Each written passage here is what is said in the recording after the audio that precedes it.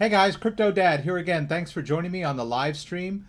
Michigan, Saturday night, live from Michigan, where you can throw out questions and I'll do my very best to get them answered.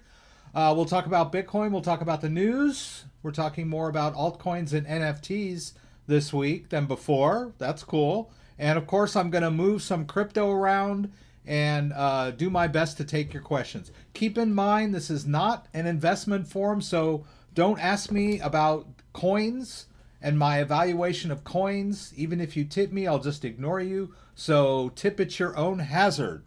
So here we go. Let's get this thing rolling.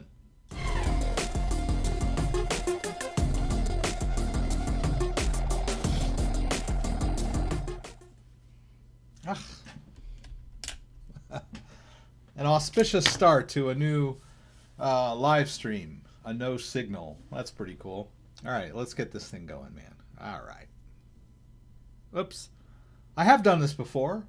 I have the secondary camera over here. I generally use this camera for, my greeting and then the close-up shots of the ledger so that you can follow along when I do things. My go-to wallet is the Ledger Nano X, which I consider the best balance between security and functionality. There are a lot of hardware wallets out there that are a little cumbersome to use, scanning QR codes, and you got an app and a thing, and it's just a little difficult. So the Ledger and the Trezor are what I consider the most good balance of security and usability.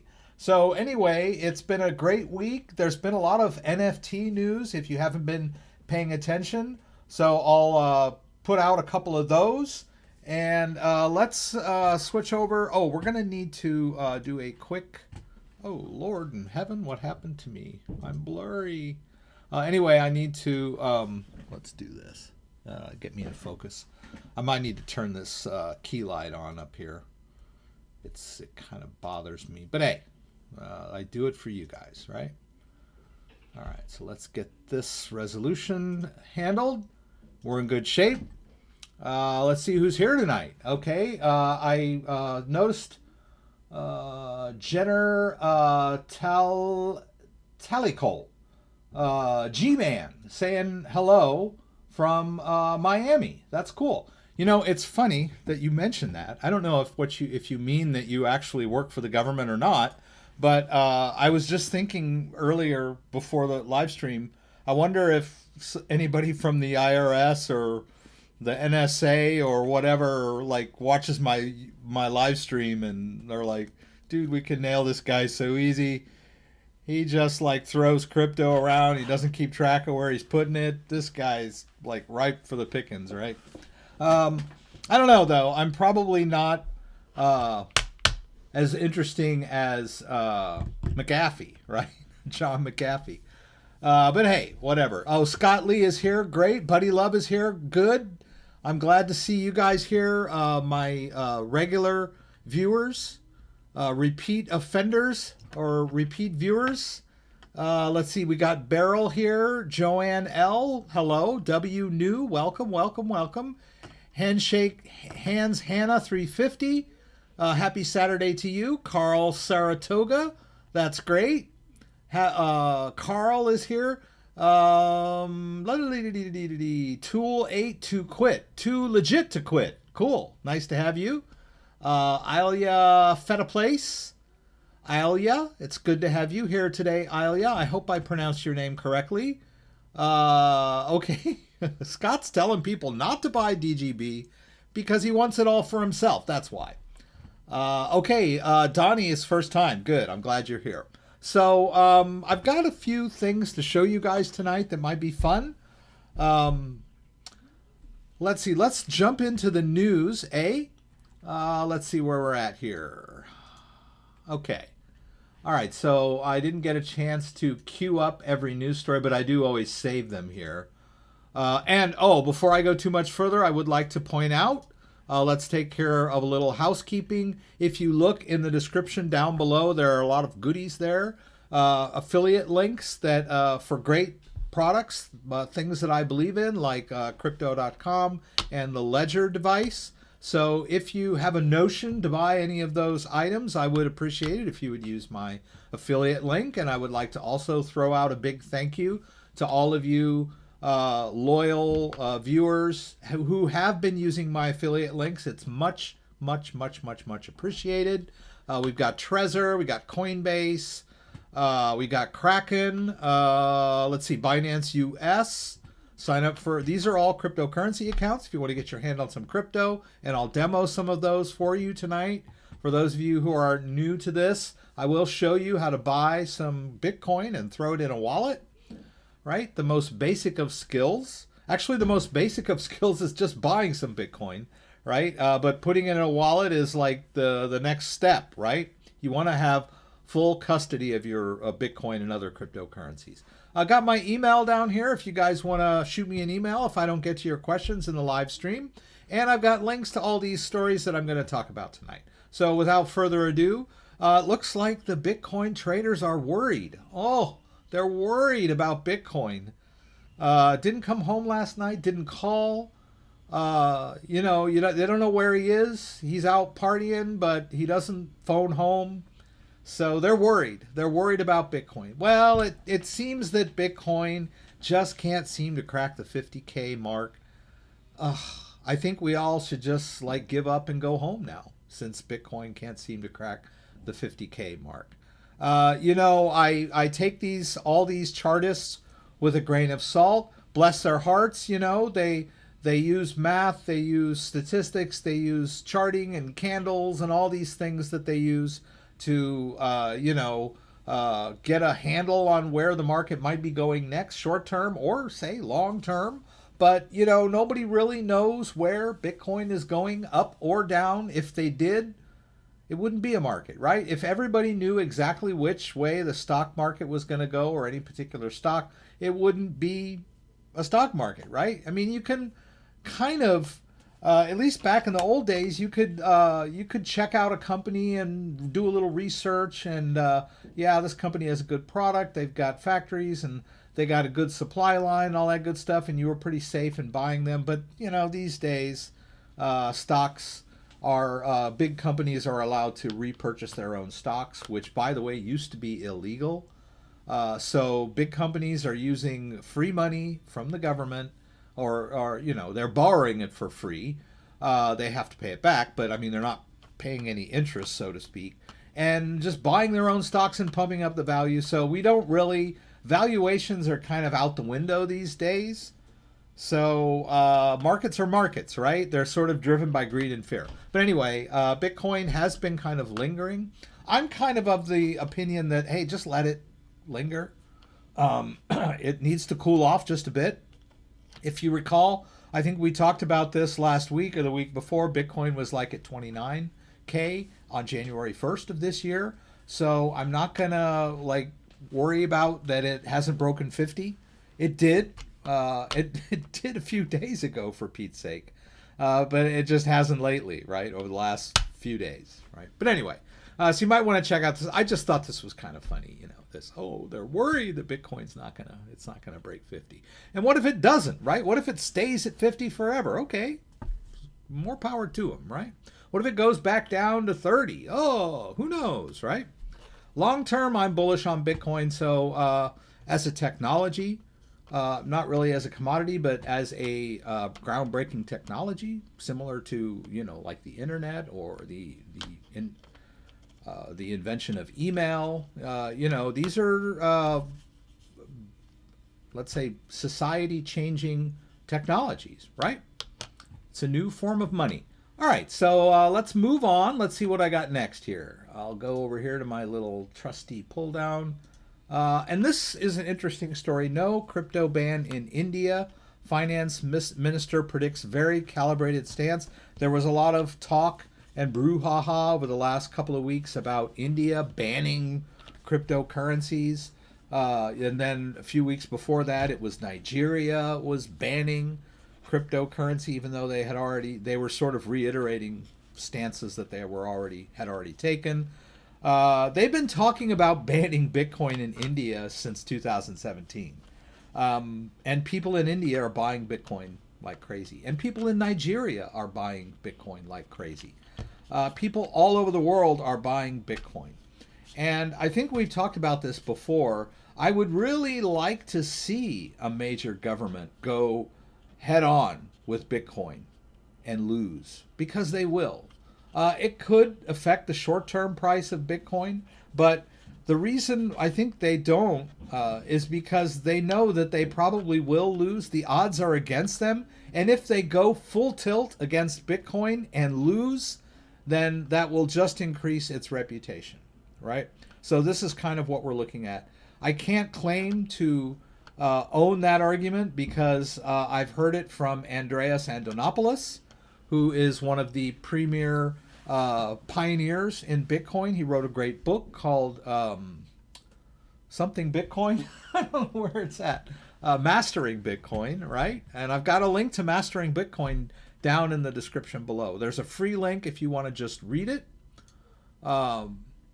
You know, and then I've got the GitHub link for I believe this is the first edition. And then I have the Amazon link if you would like to just buy the book and hold it in your hand. But it's a great book on Bitcoin if you're interested in learning about what Bitcoin is all about, right? You can read it for free online. It'll tell you everything you want to know about Bitcoin and cryptography and public-private key cryptography and hash functions and all that stuff that keeps Bitcoin secure. So, yeah. Governments can try to ban Bitcoin, but they will most likely fail, and it will only make Bitcoin stronger, right? That which does not kill us makes us stronger. All right, so, but that's news, right? It's, and then all of the crypto ban turned out to be temporary FUD, right? Fear, uncertainty, and doubt, right? So it doesn't look like Bitcoin is going to be banned by India anytime soon. That's good news, right? Let's see what else we got on our plate.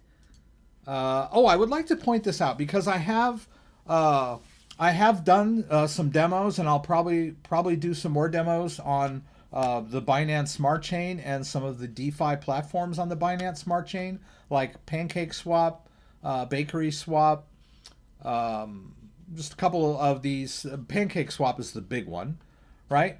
And they're smart contract platforms where, you know, if you play your cards right, you can get a return on your crypto, right? And it's the big thing. Of course, the biggest mainstream-ish, if you want to call it mainstream, is Uniswap and the Ethereum platform. But it's quickly being overcrowded, and the fees are simply ridiculous.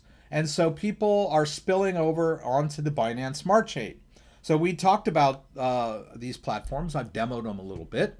But this story is about a COPYKAT project, which is a possible rug pull, which there are risks inherent in these platforms. And the main risk, really, of losing your capital are bugs in their code, right? The blockchain is secure. Blockchain technology is secure, but smart contracts are written in code, right? So they're just normal people writing code, and there can be bugs in code that can be exploited, and so people can lose money on these platforms. But another risk is the developers of the platforms themselves actually coding in malicious code that actually steals the money. And we're not talking about a hacker from the outside. We're talking about the developers, like just pulling the rug out from under everyone, right? And disappearing into the dark. And that was apparently what happened with this Binance Smart Chain project, right? And they lost 31 million worth of BNB tokens. It's quite a bit, right? It's heartbreaking. I mean, if you had any money at all, 10, 20, 30, 50 grand, 100 grand, whatever, that just disappeared on you, you would be quite distraught, right? So it's a horrible thing. And, the story here talks about, the developer said it was a hacker at first, and then people were suspecting that it was a rug pull, that it was the developers themselves. So that was the story. And then I had wanted to talk about this story tonight. And then as I was posting it, I noticed that there was a follow-up story. Just came out today, it looks like. And that one of the developers of MEERKAT, that's the name of this thing, said it was a test and will return funds, which is like, that's even more bizarre than the developers just scamming everybody. To me, is a developer going, oh yeah, we were just testing you guys, we stole your stuff, we're gonna give it back though. I mean, why would you give it back? I mean, I really don't understand what's going on. Why they felt it. Is that going to endear the public to their platform? The fact that they decided to just steal everybody's funds to prove how greedy everyone was, and now they're going to give it back and say, but we were just kidding, so go ahead and use our platform. I'd be like, screw you guys. Now, the Binance Smart Chain is centralized. It's controlled by Binance. It operates as a blockchain, but Binance has ultimate say over it. And there was a possibility that Binance could actually reverse these transactions. Whether or not that would be totally possible or not, or and I don't think Binance had any comment at all, but it's that was a possibility. But now this guy, whoever he is, has said that he was just joking, that they're that people in DeFi are greedy. Well, yeah, they are. I mean, anything, right? I mean, where there's money to be made, or free money to a certain extent, there will be a rush, right? The gold rush in California, people were just flocking to California, hoping to get rich. When they opened up Oklahoma for settlers, you know, there were people lining the border just waiting to stake out their claim. You know, it's just one of those things. That reminds me of a joke that was told to me by some Persian friends of mine. I used to work at a computer store owned by a wonderful Persian family, and some of them, the guys that worked there, were mostly Persian and Assyrian. And they told me a joke, which is, it's one of those jokes that is funnier in Farsi, but I'm going to tell it anyway. So there was this guy from behind the mountain. Now, in their culture, behind the mountain means you're a redneck, right? So that's their term for a redneck or a country bumpkin or a hick or whatever you want to call it, right?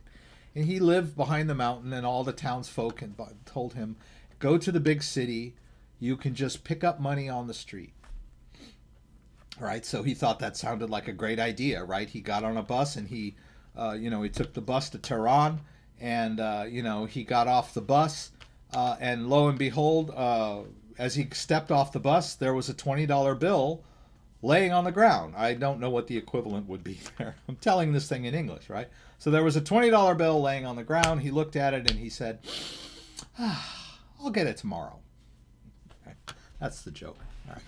So anyway, yeah, when there's money in the street, people will pick it up, right? That's I don't know that you call that greed. That may be just smarts. But anyway, we'll see how this thing plays out. I just thought it was interesting because I have done quite a few videos on some of these platforms, and demo videos, tutorial videos, and I'll probably demo stuff a lot. And there's a lot of people with questions on these platforms. So yes, there is a risk of bugs, hackers, and rug pulls. But the people that are pulling rugs aren't in business very long, right? And a lot of these are now audited and pretty upstanding, right? They stand to make a lot of money by staying in business. So just grabbing everything and running is really not really an option, you know? Because, I mean, somebody at Apple could do the same thing.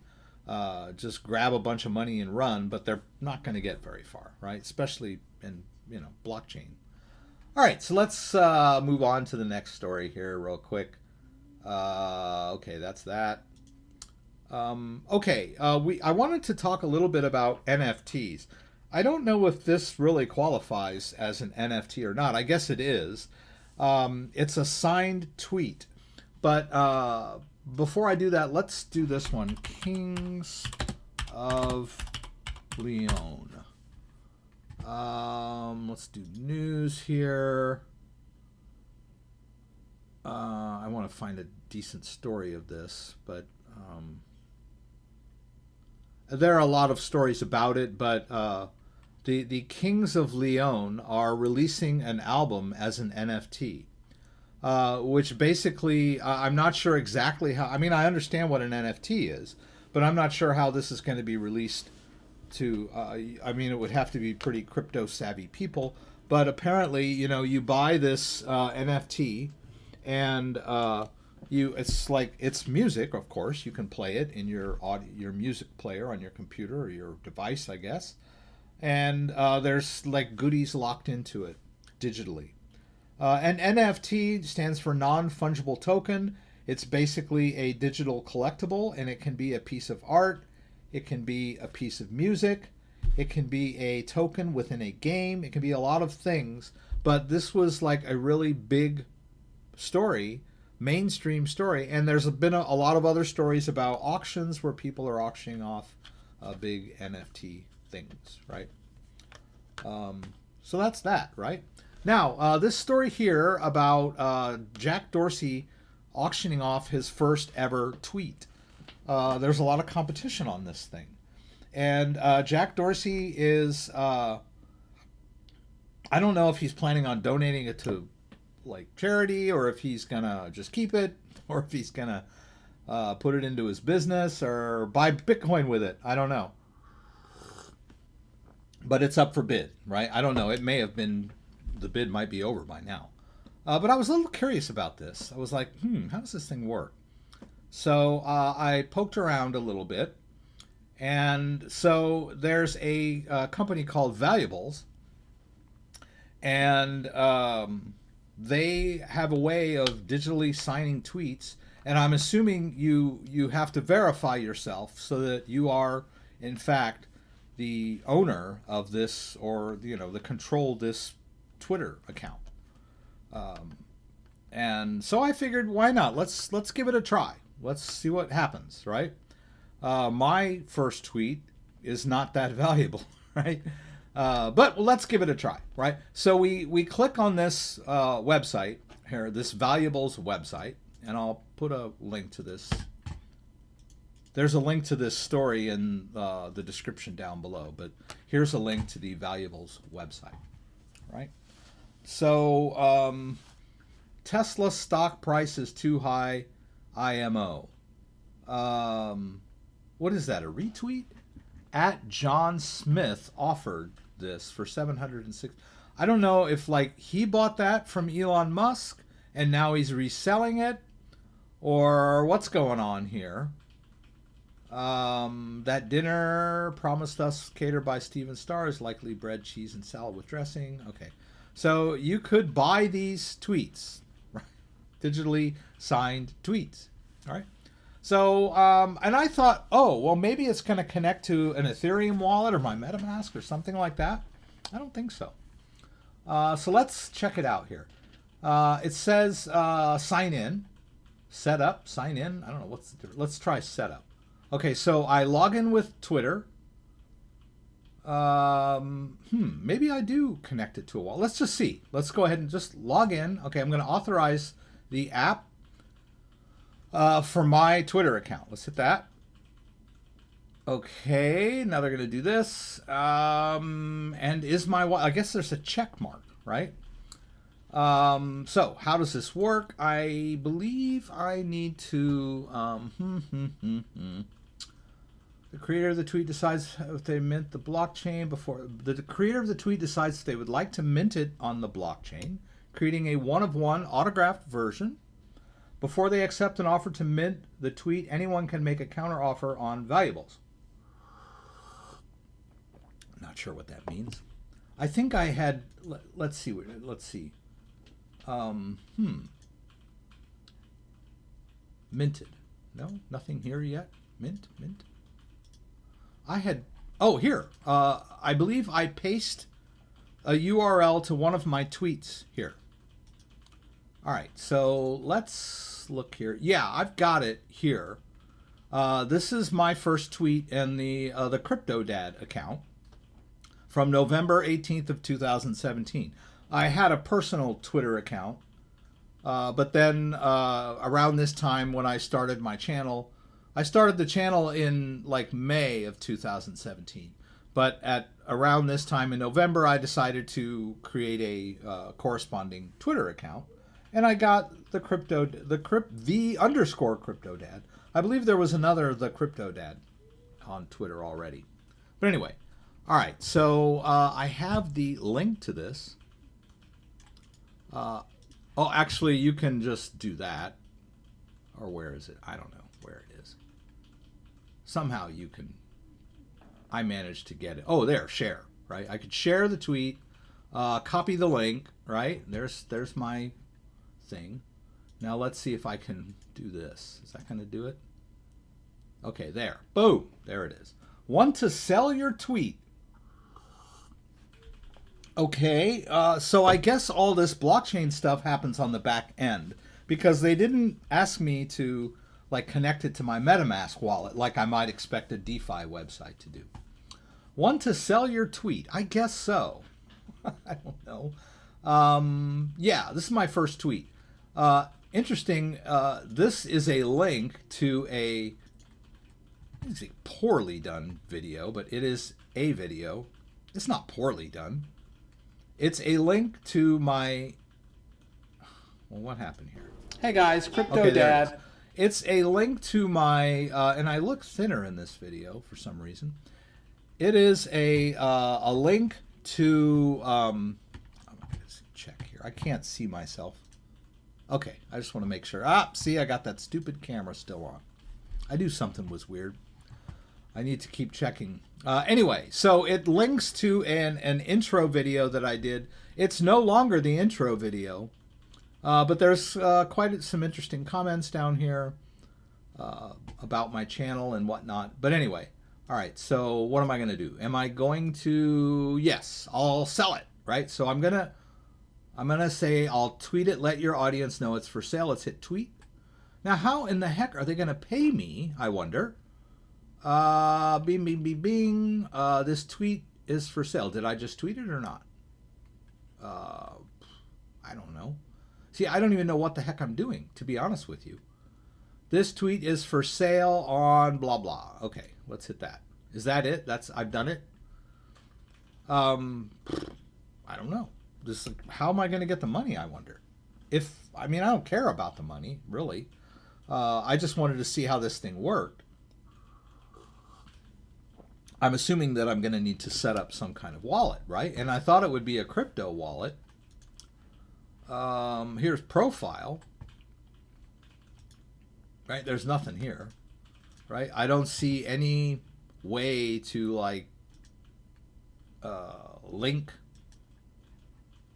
Yeah.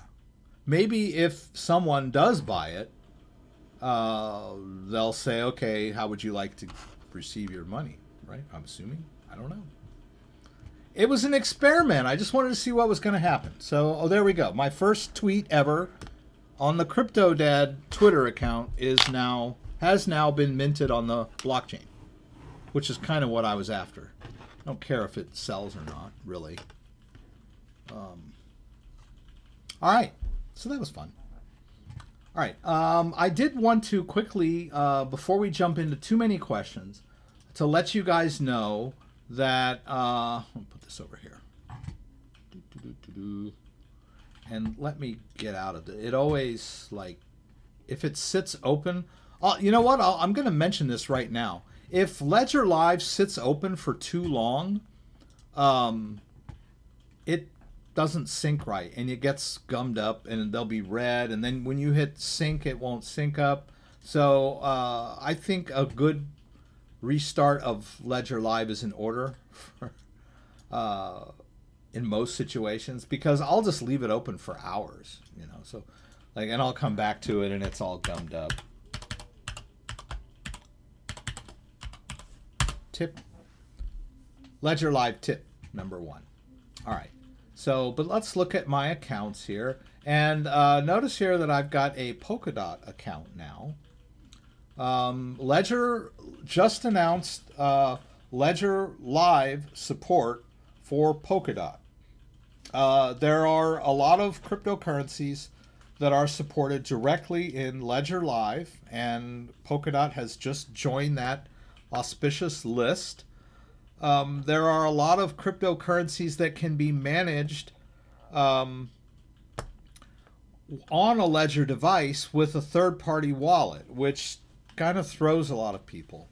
They always ask me, well, why can't every crypto just be in Ledger Live?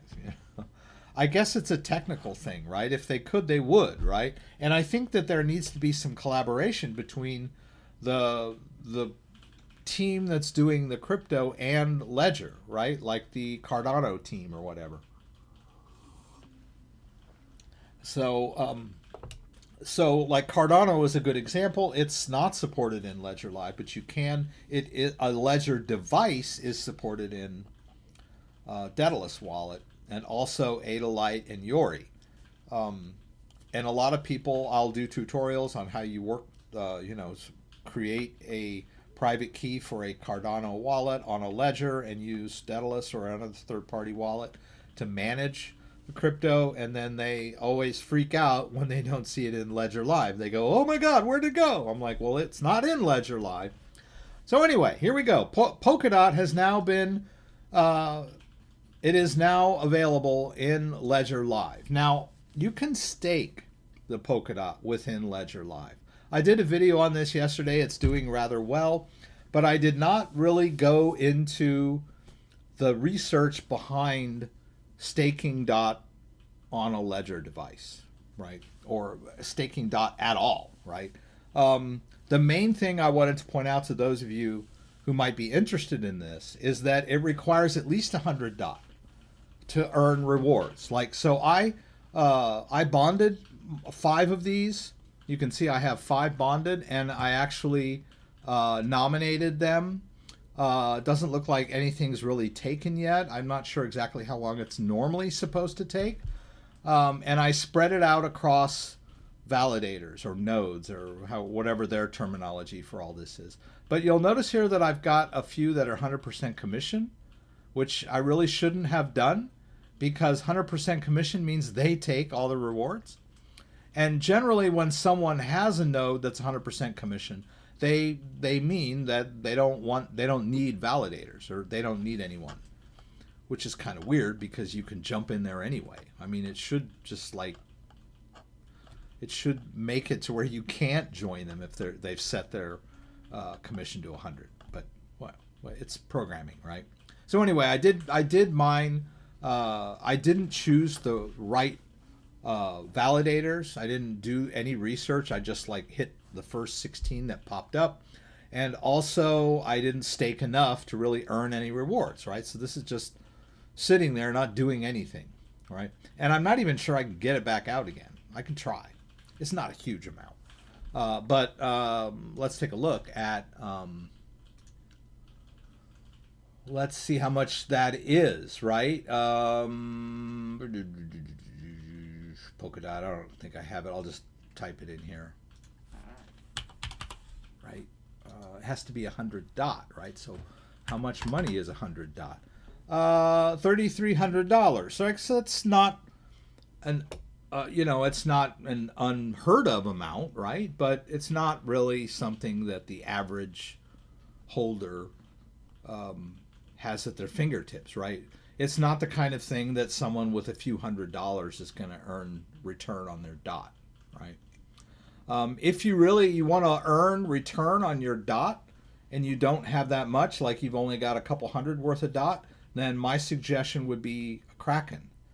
You can stake DOT on Kraken and earn a return on your holdings.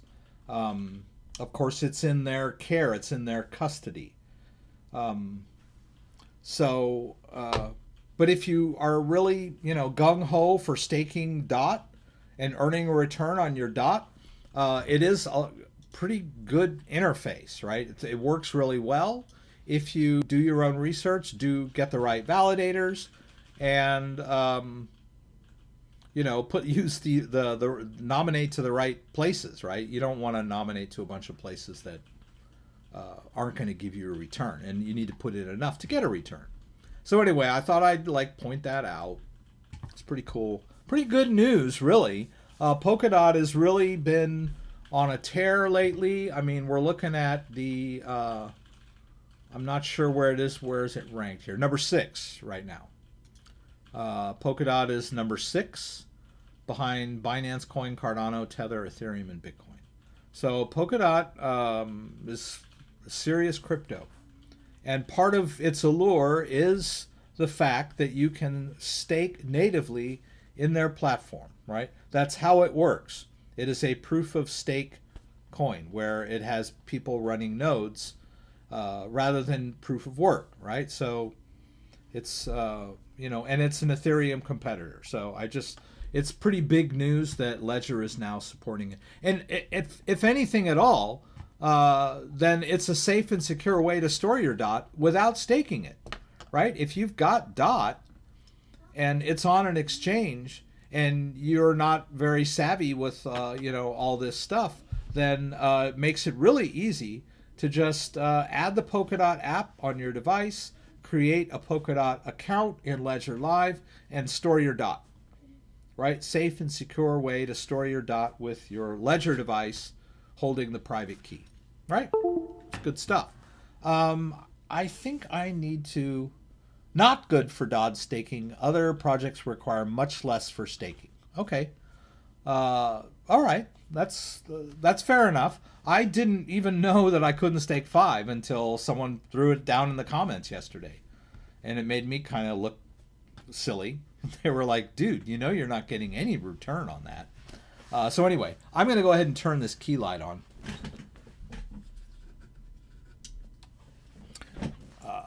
It's starting to get dark, and I noticed that, come on, there it goes.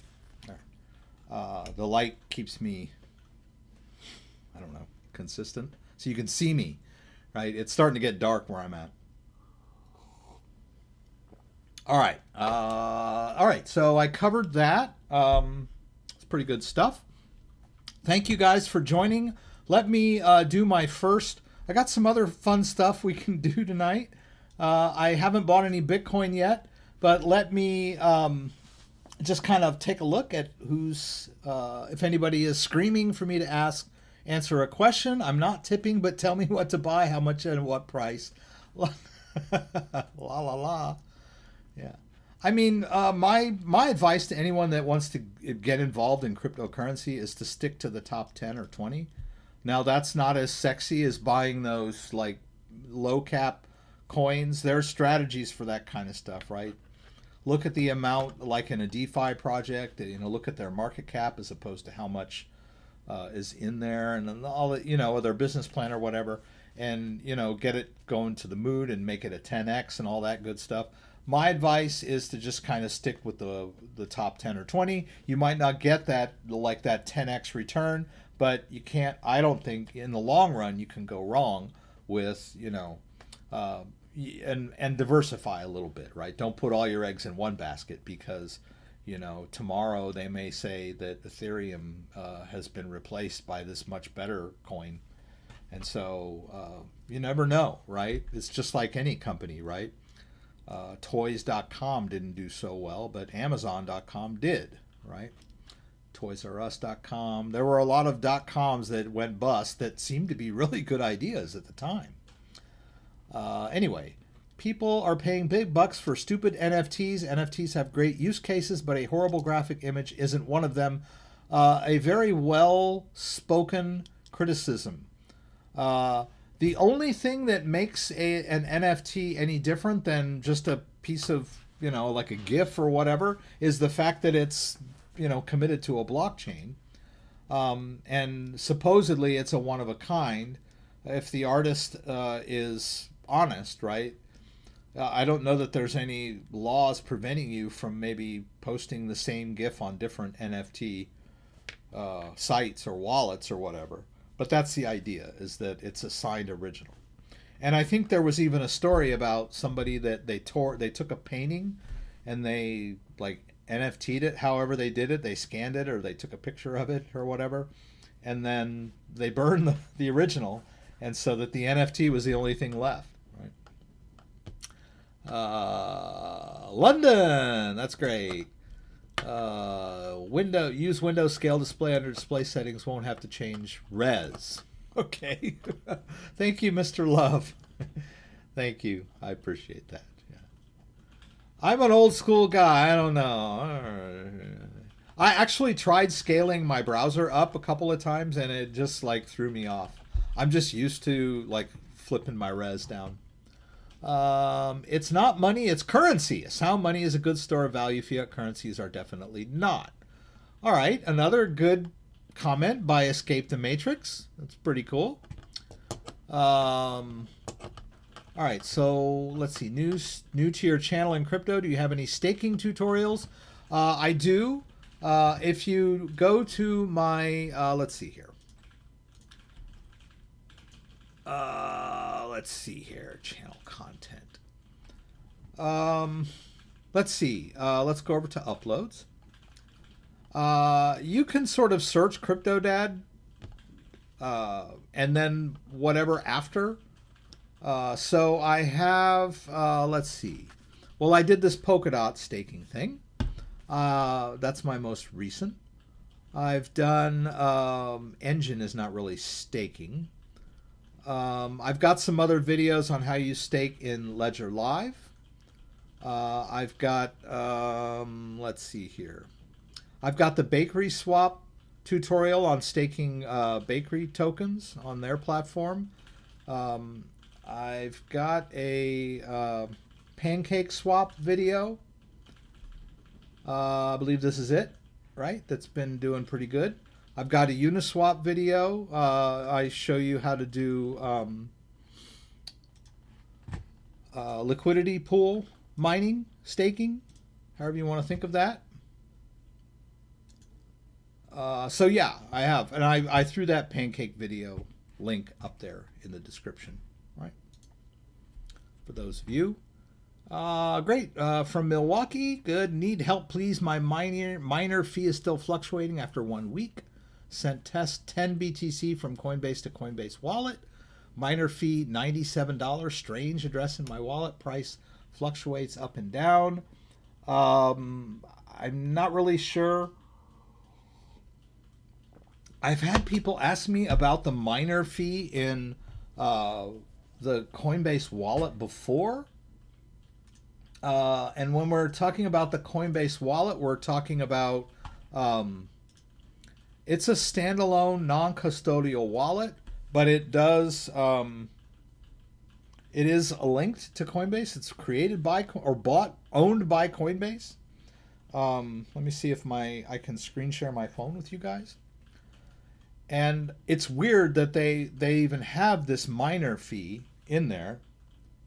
I mean, most of the time it's called a network fee or a fee or whatever. Okay, but here it is. It just says wallet, which is odd. That's the name of it. But it is the Coinbase wallet.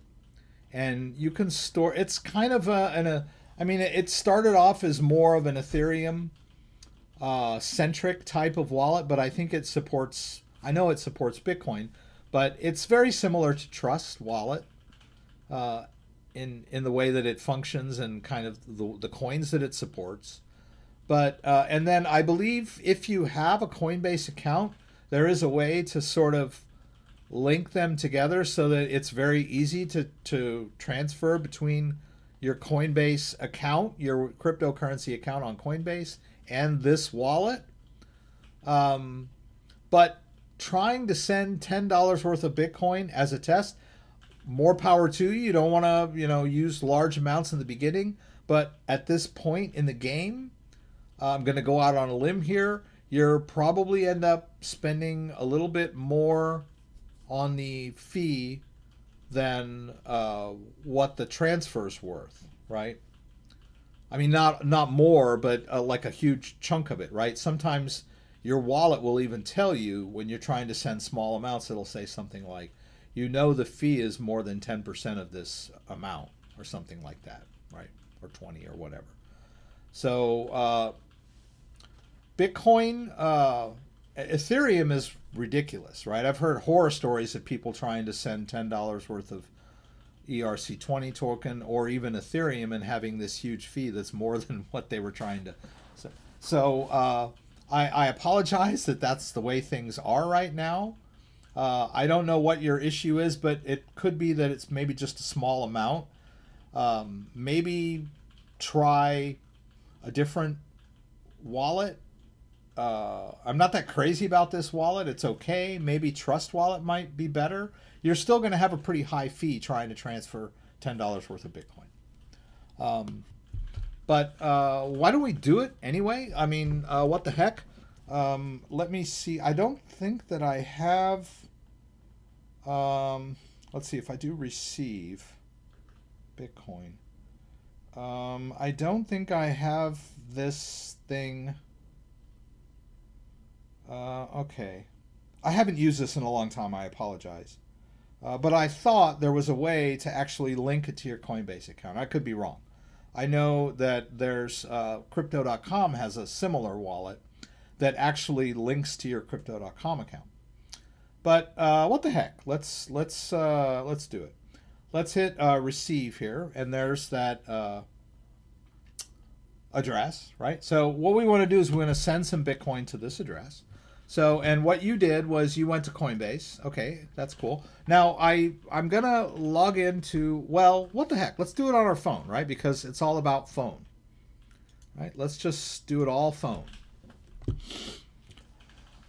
Which might be a little confusing. I usually try to separate between the website and the phone wallet so that you guys can sort of keep it clear in your head. But when we're doing phone to phone, you might get confused. I mean, which is the wallet and which is the exchange, right? But let's go ahead and do this one. This is the wallet right here. It's a non-custodial wallet. I think I can tap that, right? If I tap right on the address, it says address copied. It's in my clipboard, right? So now let's go over to the Coinbase app that actually accesses my Coinbase account. All right, and there's some Bitcoin in here, right? And it's a small amount, right? So let's do your experiment, right? Let's go to portfolio. Let's go to Bitcoin, and let's do a send, right? So you have to tap there where it says BTC wallet, right? I'm going to tap that, and that brings me over here to this interface. Now the send is that little paper airplane up there in the corner. I mean, I don't know how anybody would even know that. I know it from experience, but it would seem to me to make more sense to have like a little word above it that says send. Might make things easier for people. But let's just tap it. And I tap that little paper airplane because I'm about to throw some Bitcoin in the air. I'll go ahead and send it all. And who? I'm going to go to. So I'm going to tap in here. I'll tap again and hit paste.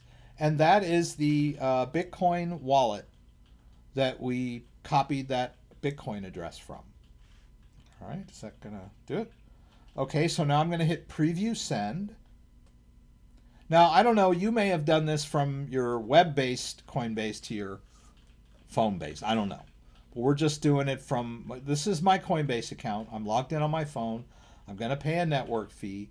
This is a fee charged by Coinbase. I don't know if it's exactly the same as what they get charged on the blockchain, because the blockchain, there are fees that when you move Bitcoin on the blockchain, or if they absorb, they get a discount on fees or whatever. I don't know. Anyway, there is a fee, and Coinbase sort of passes it along to you. Okay, so Coinbase is charging me $0, right? So maybe this network fee, let's tap it. Whatever. I don't have time to read all that. I thought it was just going to be a little hover thing. All right, so let's hit send now. And I need my two-factor authentication for my Coinbase account. So let's flip over to Google Authenticator. Let's go. It's almost expired, so let it refresh here. Let's tap that code so that it copies into the clipboard of my phone. Let's slide back over to Coinbase. Let's paste that code in there and hit submit. And it said it sent it, right? And then we'll hit done. And now my Coinbase account is empty, right? And then I don't know if I have alerts on this wallet or whatever. But let's go back here. Was this thing completely empty? That's kind of weird. I guess it was. Am I in Coinbase or the wallet? I don't know what I'm doing here. Stupid. Dumb. Okay, here's the wallet. Sorry, all right. I believe there was some Bitcoin in there already. Yeah, like 12 bucks worth of Bitcoin. So, and I think you can pull it down. No.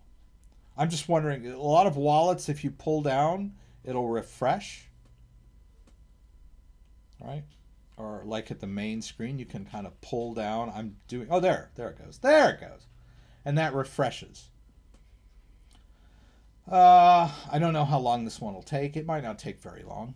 It's going from Coinbase to this wallet. Shouldn't take too long. I don't think that there's anything special about this wallet that it links it, that like Coinbase is like, oh, I'm sending to one of my own wallets, so I'm going to do it much faster than I would to some other wallet. I don't know. But that was it, right? I didn't actually buy the Bitcoin because there was some Bitcoin in there already. But if I wanted to do such a thing, I would go to portfolio, I would choose Bitcoin, and then I would choose trade. And then I would choose buy Bitcoin. And I have linked my Chase debit card to my Coinbase account. Now you can link your debit or your bank account, or you can do a wire transfer, I guess, if you had a mind to. And then you could simply buy some Bitcoin that way, right? And then you would, of course, put in the amount that you wanted. If I can get that, it's like kind of stuck. Oh, I just type it in. Silly me. Okay. I was trying to like clear that edit field, right? And then we would preview buy. And notice there that they're going to charge me $2 for 50 on 50, right? So I'm not going to get 50 bucks worth. I'm going to get 50 bucks less the 199 in Bitcoin at the current price of the moment. And that would go into my Coinbase account in my portfolio. And then Coinbase is going to hold that on my behalf, right? That's in my Coinbase account, right? It's not my Bitcoin, really. I have a claim to it legally, I guess, but it's not really mine until I put it in my own wallet, right? So I kind of skipped that step because there was already some Bitcoin in my account, right? Let's go back over to the wallet. Let's see if I can get this thing to... Come on, baby. Show up fast for us tonight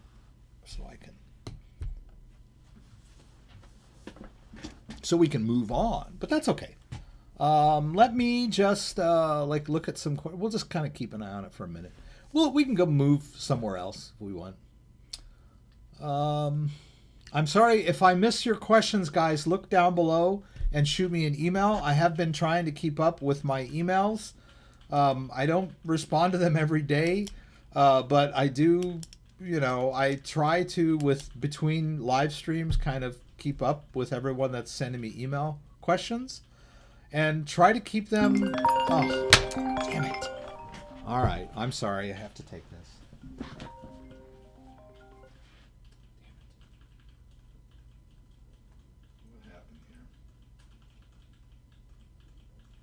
Hi, Ann. Oh, no problem. Yeah, Demetria's on her way. She'll probably be there around 3:45. But I told her, she's got to pick it up before they close the building down. So, but she should be. So you're leaving? Yeah, she's not here yet, but I'm going to go to the front desk. That's fine. Yeah. She confirmed. She's on her way. Okay, thanks. Yeah, it's handled. Okay, cool. All right. You're welcome. Thanks. Bye-bye. Work. Ugh.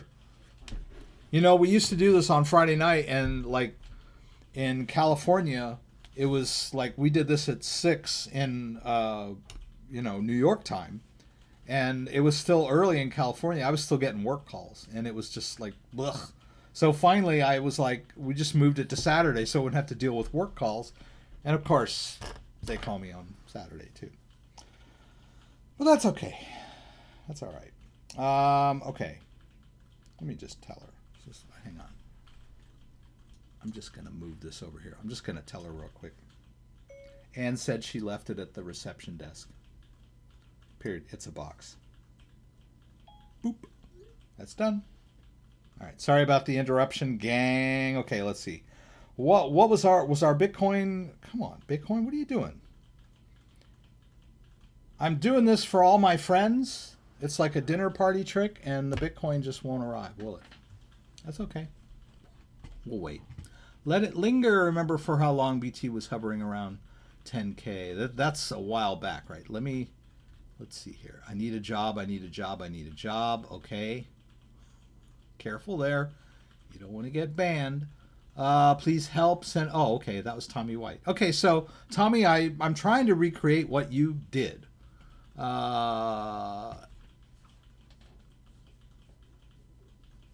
You have a strange address in your wallet. Are you hacked? I don't think so. Was that your thing? That the miner fee is fluctuating? Uh-huh. Okay, that's cool. All right, that's good. But I think people have mentioned to me before that you can look at a transaction, for example, and I don't see that miner fee. I don't know, where does it say that? I don't see that at all. Let's go into this. Oh, okay. Miner fee. That's weird. I don't know what that means. If you're not missing $200, then you probably haven't been hacked. As you can see, the balance clearly states that I have that Bitcoin in this wallet. I'm not sure what that means. That is so weird that the miner fee is more than, that is like 100. Now, at the time I made this transfer, actually this has been in here for like ages. This Bitcoin, when was that? It just January 30. Okay, well, it hasn't been that long. And it's still in the wallet, right? You can see that's 0.000025607. I can assure you that no one subtracted $200 worth of Bitcoin from my Coinbase account. So I just think that it's like a buggy function of this wallet, right? Nobody can take Bitcoin that you don't have, right? So like there's not $200 worth of Bitcoin in this wallet. So I guess the ultimate test would be to see if we can send it back to Coinbase. Why don't we wait and see when that other Bitcoin arrives, and then we'll send it back. Unless they're going to subtract that Bitcoin out of the 200 I owe them, right? But I don't think so. But that is bizarre. Yeah. Okay, now I see what people are asking me about. It's just weird. I don't have an explanation for that, but I don't think that anyone hacked me. When you use 100 DOT, you select 10 validators. Does that mean 10 per validator, or you do the 100 to a single validator at any given time? Dave D, I believe you're supposed to... oops. Oops. I'm like looking at it over on the other screen. All right, so I was looking at this, and this was the original transfer from January 30th of that small amount of Bitcoin, and it's saying that there's a miner fee of $212 worth of Bitcoin, or 0.004, which is weird. I did not pay that, right? And it has not been subtracted from my Coinbase account. So, but I would like to, and as soon as the rest, if that Bitcoin ever comes in here, if I send it to the right place, we don't know, right? So, okay. So, how can I double check that? Well, let's stick to the phone. Let's do this. Let's do the receive again. And there's our address. It might have created a new address, right? But it ends in FTFWH2, White House 2, right? Let's go back to our Coinbase account. Let's go to this, sent Bitcoin. There it is, FTF White House 2. So, and it says pending on Coinbase. So that's just a follow-up double check. You know what? Let's just do other stuff and we'll come back to this later because it looks like it might take a while. Right? Let's not get all caught up in one Bitcoin, waiting on one Bitcoin transaction. Am I still in this? I keep the icons look the same, so I get all like flubbed up. I'll do one last refresh. If it doesn't come in, we're going to move on. All right. All right. So we've talked enough about that. Okay. Bitcoin seems to be transferring slow tonight. Okay, interesting. Anyone else scoop up NFTs when the bubble balloonies? That's cool. Any good tips for coins on BSC? What exactly did you move to Coinbase Pro, BTC or US dollar coin? You may be talking to someone else. Oh, wait. There was probably a question here, right? Without having to wait time to transfer it. How to transfer Bitcoin without waiting instantaneously, right? I mean, I get it. You don't want to wait, right? But that's kind of like saying, you know, how do you get your driver's license without standing in line at the DMV, right? I guess you could make an appointment if you wanted to. But life, there's things you have to wait for in life sometimes. There's a queue, right? So I don't know. There's no way around that in the Bitcoin blockchain. Sometimes Bitcoin goes really fast. Sometimes it doesn't. So there were some good questions there. I wanted to, oops, yeah. Kind of looking at the egg. Okay, takes a while. Love your videos. You're amazing. May help me to purchase KIN token at the Stellar Exchange. They move it or migrate it to another exchange. Can you tell me how and where to move the tokens to keep them? KIN at Stellar Exchange. Okay, KIN. We can do a little, and if that Bitcoin comes into the Bitcoin wallet, I'll do this. Okay. Oh, before we do that, I wanted to try one little thing here while I've got this guy connected, right?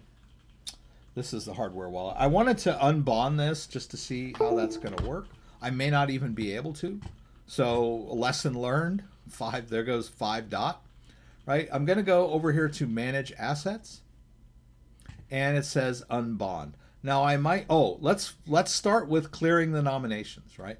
Remove all nominations. You will stop earning rewards. Your bonded amounts remain bonded. Okay, let's do that first. All right, bonded assets will remain bonded. If you unbond them, they will be available after 28 days, right? We're gonna have to wait 28 days. That's we get that. All right, let's turn on secondary camera. I'm sorry that secondary camera was on for so long. It's embarrassing. I do that a lot. All right, so I want you to take a look at my device here. It's gonna, because I'm in Ledger Live, it'll tell me to open the Dot app, right, when I do this. All right, so it's telling me to open the Dot app. I just need to hit both buttons here. And it's gonna give me some info. Please review. All right, staking, approve.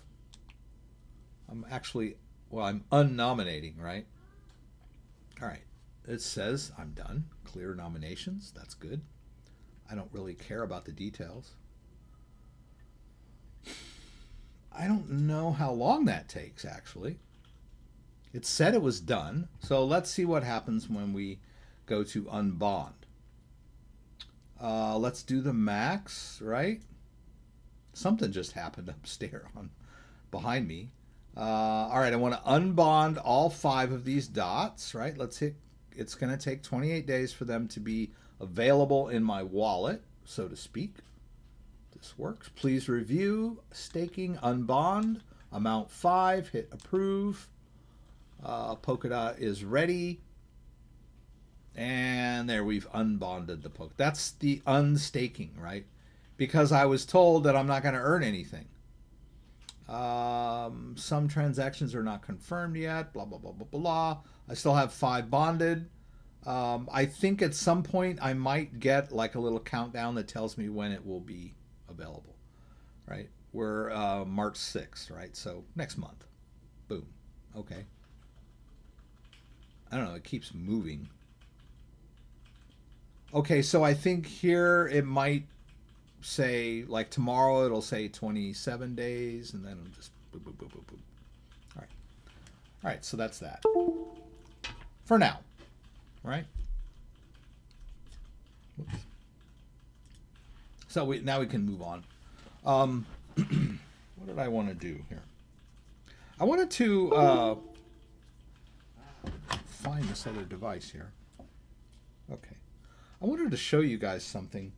I wanted to give you an example of, damn, that Bitcoin is taking a long time. Still hasn't come into this wallet, but that's okay. We'll just do it. All right, now I'm connecting a different ledger that manages some other accounts. And I should mention this, and I will. Let me get the PIN entered. I can't talk and enter my PIN at the same time.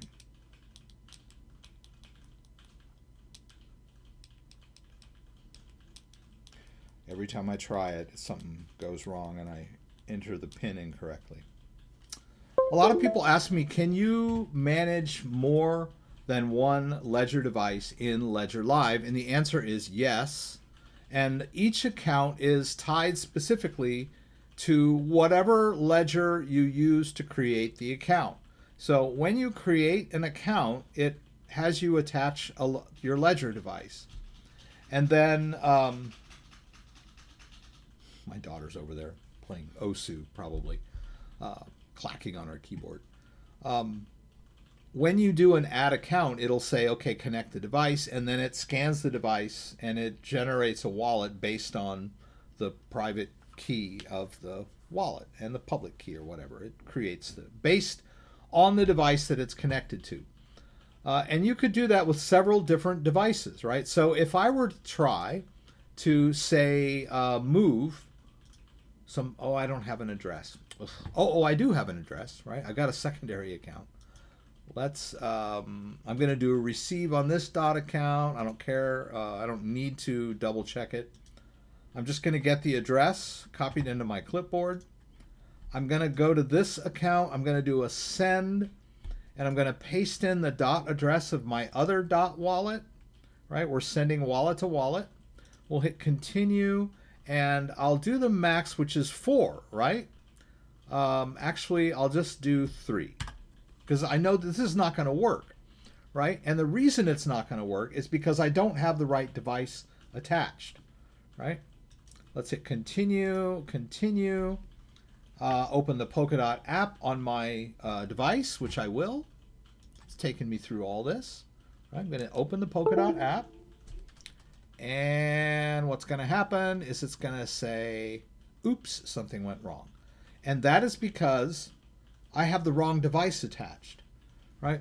Now, unfortunately, this error message can occur in many different situations. This message could occur if the device is not properly connected to your computer, right? You're connected to the wrong USB port for whatever reason. Like sometimes you just your computer glitches out, right? You've got 5 different USB devices connected and the ledger is physically connected, but there's just something, it's not connected, and Ledger doesn't recognize that it's connected, and it'll give you this message, right? It probably would have done it before it asked me to open the app. Or that I have a bad cable, right? So there's a lot of reasons why you could get this. I wish it was more specific. I wish it would say, you have the wrong device attached. This is the wrong ledger. And then say, you need the other ledger. But it doesn't, right? Now, so I know for a fact that I have the wrong ledger attached. But maybe I could, like in this account right here, see, I've got this edit. Wow, that's new. I didn't think you used to not be able to do that. You used to have to go over here to do the edit, right? But now it looks like you can edit from right here. We could call this ledger, whoops, ledger A Polkadot, something like that. so that, and then I have a label on this guy on the back that's like says A. And then I have a label on the back of this one that says B. And then I name my accounts accordingly so I don't get them mixed up. So that way I don't have that gut-wrenching heart drop when I try to move some crypto and I get that error message and I think all my Bitcoin's gone. Right? There's a logical explanation as to why I got that message. It's because I had the wrong device attached. And or you could just Ledger tell you, right? Ledger will tell you, oops, you got a wrong device attached. So reattach, the right device, and everything should work fine, right? So like this old legacy Ethereum account belongs to an old Ledger Nano S. So I could call this one LS. She just picked that up. Cool. Ledger S Ethereum, right? So I know, right, that it belongs to a different ledger device than most of these other accounts, right? Most of the accounts belong to this ledger, and I know, right? But your wife could have one, and you could have one, and each of you could manage your device based on, your own, and they could, you could do that. And I had someone ask me about that. And yes, the wife controls her device and the husband controls his device, and the wife cannot send the husband's BTC and the husband can't send the wife's BTC unless, of course, they know each other's pins or whatever. Let's assume that they want to keep things separate. But each of them will see the other's balances when they sit down at Ledger Live, right? You can't separate out that way. They don't have profiles. That would be cool if they did, but they don't, right? They could have profile 1 with its own password, and then the wife can manage her stuff without the husband seeing, and then when she's done, she logs out, and then the husband logs into his profile when he's working. Currently, they don't have that. You can manage multiple devices with 2 different people, but they would see each other's balances and transaction histories. The only way to separate 2 different devices would be to each of them have Ledger Live installed separately on different computers. That's the way to keep them totally separate. But if you only have one machine and one copy of Ledger Live running on that computer, then you would have to do it. You could separate the accounts, that rely on each of the separate devices, but you would be able to see each other's accounts. I got lost there. What was I talking about? I wanted to show you guys something, and I didn't. I'll get to a question here in a second. There is if I can find it, if I didn't close it. Okay, it doesn't look like it did, and I'll see if this is going to work or not.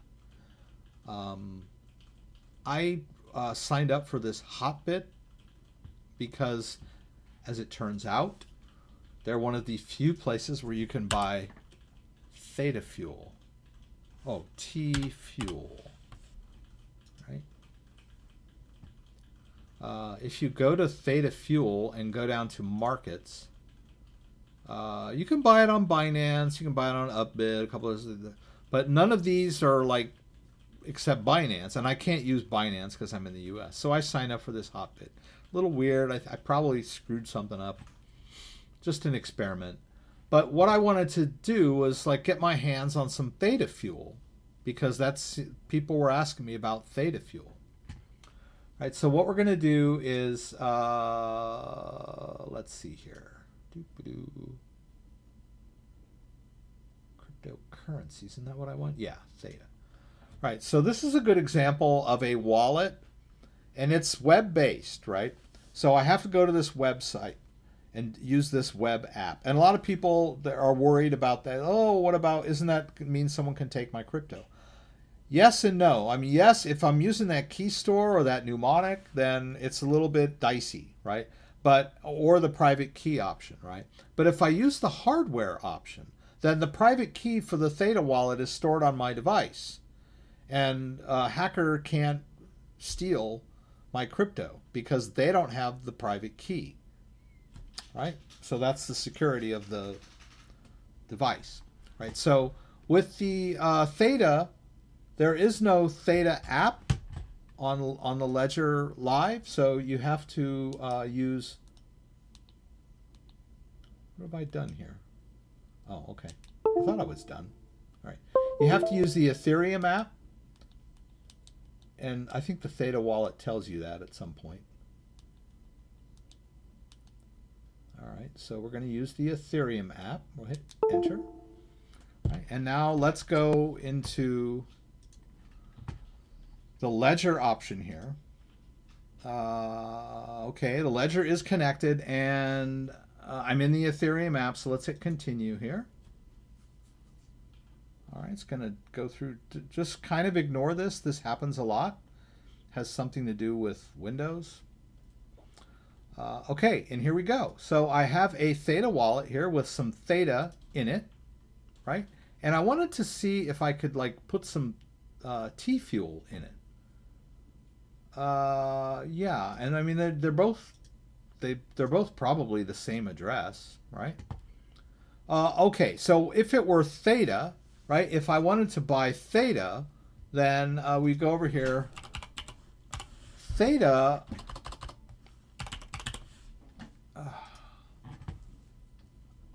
Theta is a little tricky to get your hands on too. Mostly foreign exchanges.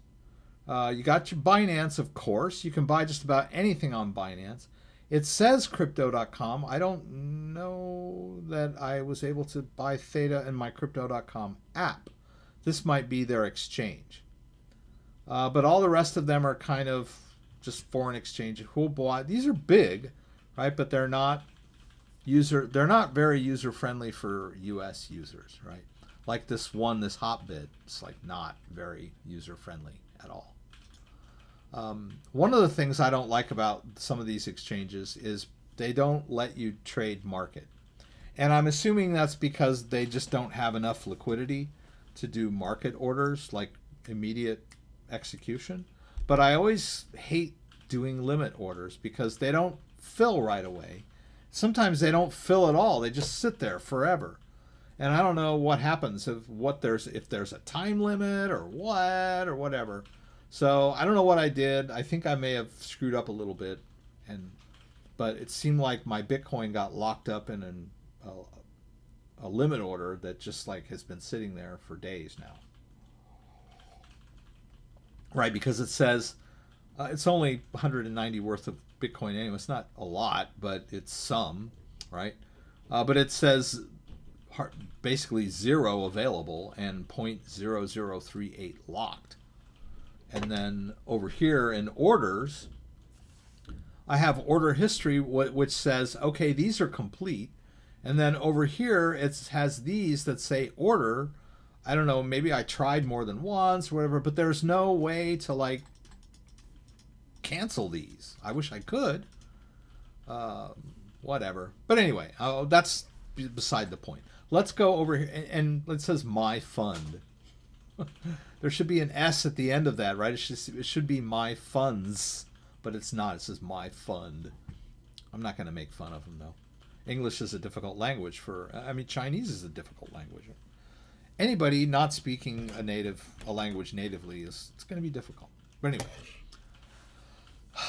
they could just hire somebody that speaks English to help them with their interface. But that's okay. Let's not dwell on that, right? Let's get this. I want to get this T. Oh, actually, yeah. Okay. So we got this T fuel, right? And let's see if they're going to allow me to withdraw it. First, let's go over here. Let's do receive. Let's do this copy. It's the same address as the Theta, right? Right, if you're in the US and you want to buy some Theta, you're going to have to use Binance if you can with a VPN or whatever, or maybe some other foreign exchange. All right. So anyway, all right. So we want to try to get some of this T fuel in here. So we'll do that receive. We'll copy this address into our clipboard. Let's go back over here. Let's do a withdraw. Boop-a-doo-boop-boo. And I'm going to paste in that address of my T fuel. And normally I would do I'd do a small amount just to make sure it goes through. But what the hell? Let's just do it all, right? Ooh, you feel your blood flowing, right? They're gonna. What are they gonna charge me? Oh, they're gonna charge me 175. I thought they were gonna charge me 12,000 T fuel. All right. All right. So what are they gonna need here? Okay. Okay. They're gonna need my Google Authenticator code and my email code. They're gonna send me an email code. So I'm gonna have them send me that. All right. And I'll check my email on my phone. You guys can actually watch that if you want. Maybe not. That's probably too much information there. All right, so it's 512675, and our Google Auth. I'll go to my Google Authenticator for that one, and I'll use my hotbit, and that's 185237. 185237. Confirm. It's like, okay, did it happen? Did it not happen? I don't know. Oh, it said something, right? I missed it. Did it say it was successful? And it should be withdrawal history, not withdrawals history. I know. All right, did I send it? Okay, so now that it's, I think locked means that they've sent it. But it's not in withdrawals history yet. We'll see. That would be cool if it shows up. Boop-a-doop-a-doo. Okay. Oh, there it is. Verifying. Yay. There it goes. Cool. Right. Let's see what's happening over on the Coinbase wallet. It's still not there. That's stupid. This may be all night before I see that Bitcoin from Coinbase to its own wallet. How dare they? Oh, Hotbit just says it was successful. I just got an email that said my withdrawal was successful. This is exciting. Ooh, look at that. It's there. Whoa, cool. Who says crypto isn't exciting? Okay, so we've got the Theta and the Theta Fuel. I don't really know the difference. I think you can actually earn Theta Fuel using Theta somehow. There's like a faucet that you can like get like 0.00001 Theta Fuel. Yeah, see, I got that from the faucet. But that was kind of cool. I just was like, okay, how can I get my hands on this T Fuel? I went to CoinGecko. This is Theta proper, but T Fuel, and I did that, and I found it in this one market, and I bought some and I transferred it. Although I did somehow lose access to my Bitcoin because it's stuck in a limit order. I don't know if it'll ever come out or not. So that $200 worth of Theta Fuel cost me $400, at least for now. Trying not to get too caught in money, right? These guys, right? All right, so let's see. What are you guys doing? All right, so there, as I showed you, you can manage other cryptos that aren't supported in Ledger Live using third-party interfaces. Some of them are websites. Others are standalone applications like the Daedalus wallet, which is, that's an app that you download and install on your computer. And you can use it to manage a private key on a ledger. Right? It's much more secure. Okay. Let's see. Megan's got a question, or Medi has a question. I have a question about buying NFTs. I want to buy an NFT over on Rarible, and there is a fee for making a bid. Does this fee pay for the gas price when sending the NFT to my wallet? Medi. I don't think so, Medi. I would venture to say that you're going to have to. It's just like Uniswap, right? When you make a trade on Uniswap, you pay the trading fee when you make the trade. And then if you decide you want to transfer that token to a different wallet or whatever, you're still going to have to pay a transfer fee. So I would imagine on Rarible it would be very similar to that. Let's see here. I don't know if there's any. Let's take a look at Rarible while we're here. Right? We talked about NFTs. There's some Binance Smart Chain NFTs that we can take a look at. But let's take a look at Rarible. Now, let's see here. Crypto exchanges, Rarible. All right, so I'm going to connect my wallet here. I'm going to use MetaMask, and here's my MetaMask over here. I'm going to use my Unstoppable wallet. I'll switch to that. And I need to switch network because I'm connected to the, I've configured this wallet with for the Binance Smart Chain. So I need to switch back over to the Ethereum mainnet. And I do have some Ethereum in here. So we might be able to play around a little bit, right? There's a little bit of comp in here. There's some Swapfolio and some other stuff that's just, okay. So there's some, this is the Ethereum side of the wallet. Let's go ahead and hit connect.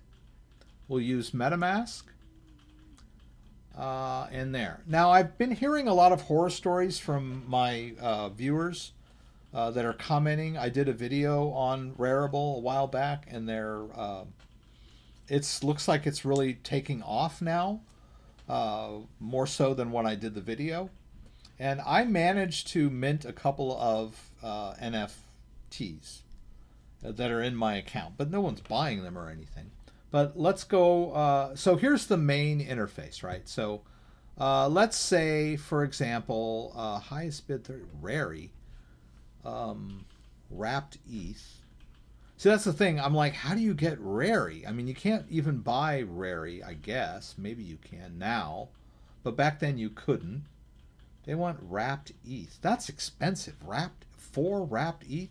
Wrapped ETH is the same price as Ethereum, and Ethereum is $1,600. So, I mean, that's not cheap.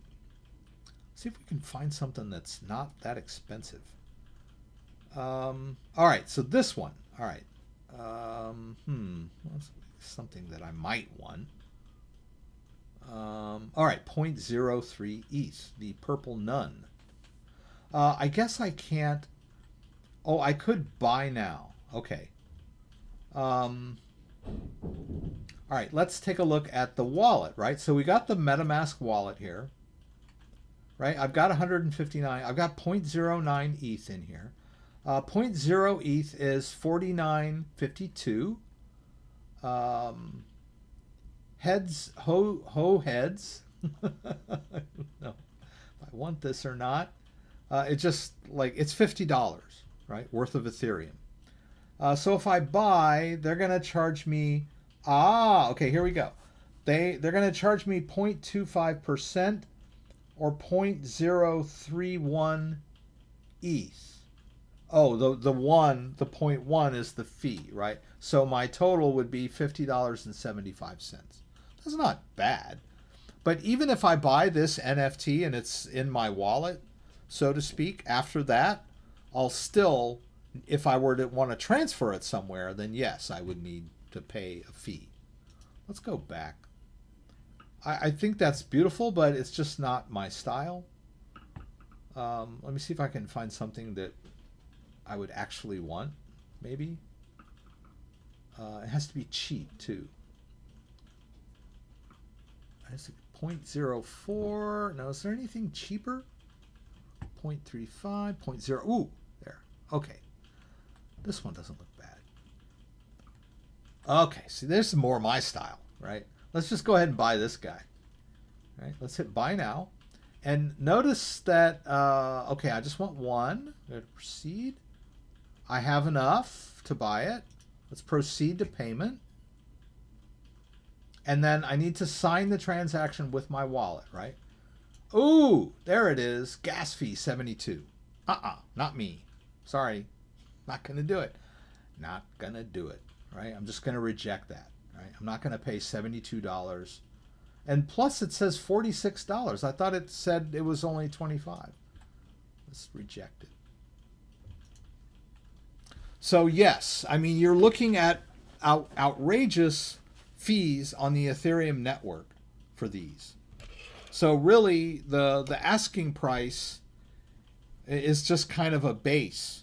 Now, let's assume that, you know, once I get my hands on this thing and I'm willing to pay a total of like $120 for it, whatever. You know, I'm willing to pay the $75 Ethereum fee in addition to the asking price, right? Let's just say I'm willing to do that. What? Who knows, right? This guy, I might be able to sell this for 3 times that down the road, right? And that's kind of the same mentality that's going on Uniswap now, where you're going to make a trade for a token where you're going to up your gas price to make sure it goes through. You're willing to spend $80 on your transaction to make sure that trade goes through. So you're paying a premium on a coin that you feel might like double or triple or quadruple or whatever in value down the road. You're willing to take that initial hit when you make that purchase. Me, not so much, right? But I might do more research, right? Maybe if it were like that, I forget the name of the artist, Bippy? I could be wrong, right? So there is an artist that had miniatures of his artwork for $1, and people were buying them on Rarible or wherever they were buying them. I'm not sure if it was Rarible or not. And willing to pay the high gas fees. And then somebody turned around and sold it for like 100 grand the next day. So it's all relative, right?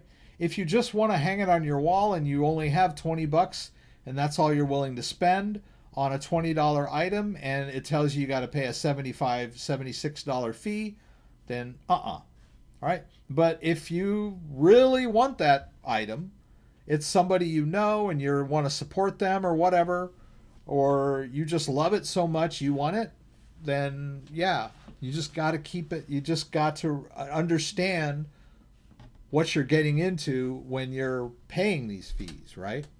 And a lot of people, they may not even looked at that. When they went to their wallet, they might have just hit, okay, I want it.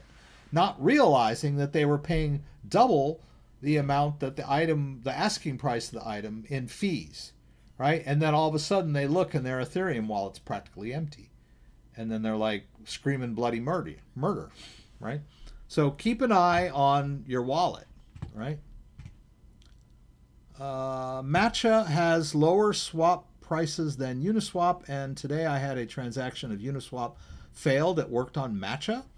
That's pretty cool. $20 cheaper. I want NFTs in the Binance Smart Chain. There are some nice NFTs on Binance Smart Chain.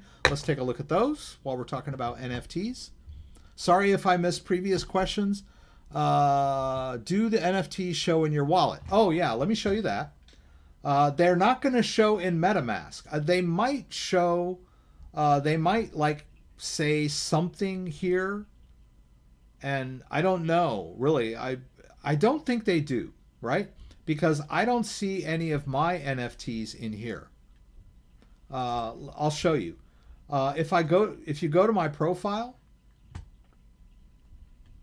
where'd it go? Oh, you got to click right on the. Okay, there we go. Well, come on, show me my stuff. My items. Okay, there we go. There we go. All right. I do have some NFTs in here. I minted a few of my own.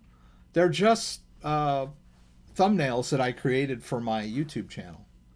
They're basically JPEGs. Okay, Medi is following up with how can you predict the price of gas that's coming after the bid. I don't know that you can. I think it is somewhat related to the price of the item, but you just have to look at the wallet and then decide whether you're going to accept it or reject it. You could try off-peak hours, perhaps, maybe. That might they might end up being lower then, but it's not difficult to reject it from your wallet. So, I mean, just you'll have to do some experimentation. I don't know if doing these in off-peak hours will lower that gas fee or not. It's possible. I think that gas fees do fluctuate up and down depending on the traffic on the Ethereum network, right? But anyway, this is how they show up in the wallet, right? I had to connect my MetaMask wallet to this website. And I'm only able to see the NFTs when I'm connected to the website with my wallet, right? These are showing me NFTs that actually live in my wallet, right? I have them up for bids. I could sell them. Someone might buy them. And then instead of the NFT, I would have the Ethereum, right? They would transfer the Ethereum to me. I would end up with one less NFT and more Ethereum, right? But this is how you see them in the wallet, right? This is the interface where it's sort of like this is the public facing part of the NFT, and then the private key for the NFT is held in my wallet, right? Very similar to the way that the Binance Smart Chain works. So let's go over to Bakery Swap, right? And it's connected to the wrong wallet right now. That I have some NFTs on here. It not only is it connected to the wrong wallet, it's also connected to the wrong network, right? So let's go to my MetaMask wallet, and we can manage multiple wallets in MetaMask, right? Up here, right? I can switch over to various wallets. Some of these are imported. So one of these is connected to my ledger. I don't really use that one much. And then this is, okay. I'll use this Binance Smart. My heart kind of dropped there because I didn't see a balance, but it was because I'm on the Ethereum network. All right, so I'll switch to this Binance Smart Chain wallet. All right, there's a little bit of Ethereum in there. And then watch what happens when I switch networks. When I switch over to this Binance Smart Chain network, suddenly we have a balance of BNB because this wallet, when we switch to this network, we configure our MetaMask to interface with the Binance Smart Chain. And the private keys for this MetaMask wallet are, hold the private keys of the wallet are in the MetaMask, right? And it controls the funds, right? So in order to move any of these funds, I have to use MetaMask to sign, just like we did on Rarible, right? But now we're connected to a Binance Smart Chain website using MetaMask, but it has to be configured for the Binance Smart Chain. You have to create that in the network settings, right? Down here. Right? I have this configured. Right? And then if you don't know how to do that, I got a pretty good video that I did not too long ago on, let's see here. I think it should be, how do I get back? I gotta do this, right? I'll go back. All right, I did a video not too long ago, how to configure MetaMask for the Binance Smart Chain. All right, paste, boom, there we go. For those of you who don't know how to do this, right? Just wanted to give you a quick heads up on how that works. All right, so let's go back. Okay, so we've got our MetaMask wallet connected, right? We've got the MetaMask wallet configured for the Binance Smart Chain. We can see our Binance Smart Chain BNB in here, and we can see our bakery stuff, right? So let's go over to our NFT supermarket. We can buy NFTs over here much cheaper, easier. This is kind of cool. 9 bake. Oh, okay. I'm gonna need to free up some bake. Now I could do it pretty easy by. Let's go over here to this guy, and let's unstake a little bit of this bake. Right? Let's unstake. Let's unstake 50. Right? I'll hit confirm here. I'm going to sign this with my wallet.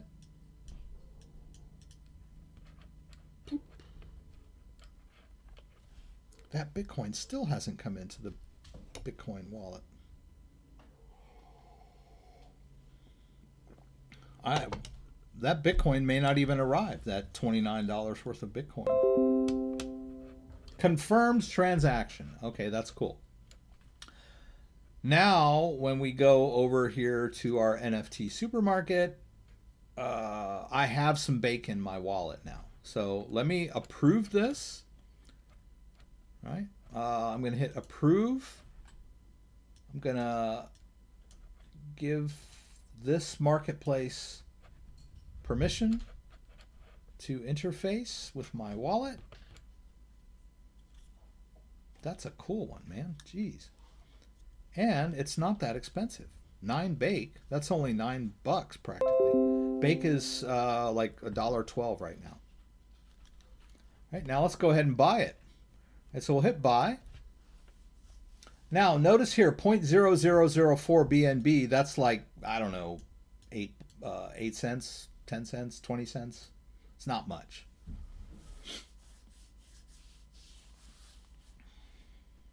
Unless I'm just like crazy. Whoa. I'm just like, what? All right, looks like I bought it. That's cool. All right, let's go to my artworks over here. Right, there it goes. There she is, Marilyn Monroe. And I tried to, boop-a-doop-a-doo. I minted this one earlier. This one was a fail, but I can't figure out how to get it out of here. But I'll go ahead and approve it. And I guess at some point I need to give it a price. Let's see what happens here. Maybe I just approved it for nothing. Oh, okay. Now I can sell it. But let's go here. And I think... Oh, I see. I don't have a price. I haven't set a price for it yet. All right. This is... I created this. It's just a thumbnail for a YouTube video that I did on Bakery Swap. And notice the formatting is all wrong because... it's just not the right proportion. It's a thumbnail proportion for YouTube, which is a different format than this. This is 3:4. This ratio, 3 inches by 4 inches, 3 by 4. Let's see what happens when we hit sell. Input the price. Okay, let's do 20 bake. Right? Woo, $20. You know what? Let's do more. Let's do 50. I just really don't want anybody to buy it, really. But, okay. Let's hit confirm. Somebody will probably buy it, but that's okay. If they don't, great. I kind of prefer to hang on to it. But I just want to see what happens when I do a sell. It's going to happen.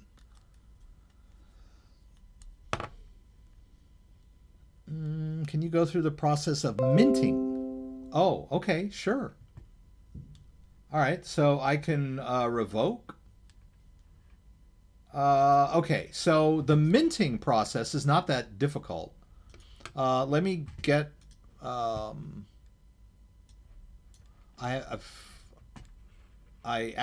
need to...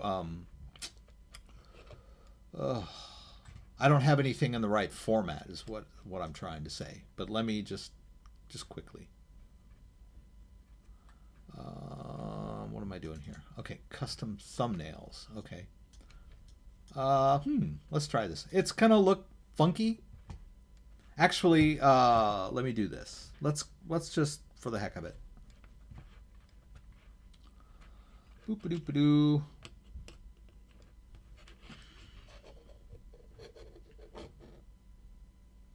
I don't remember how I did that last time, to be honest with you. I don't need this. I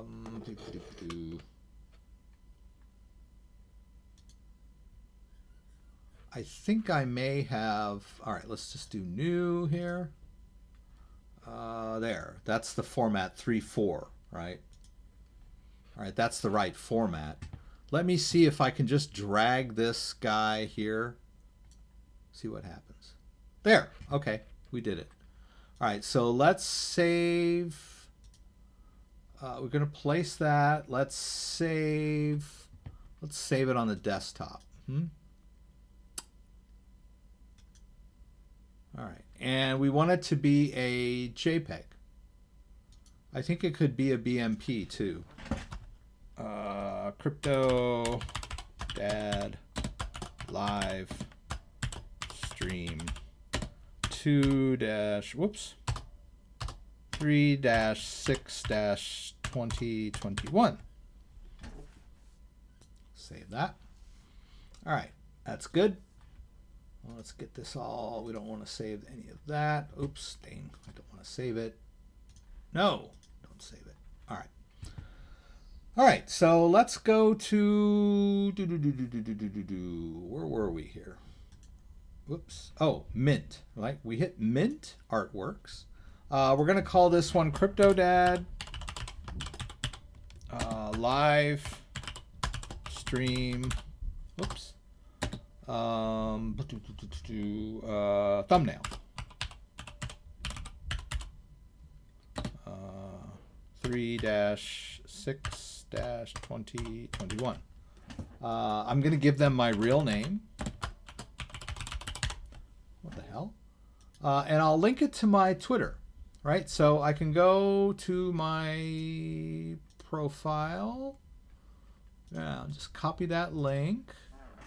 Go back here. We'll just paste in that link to my Twitter profile. And then live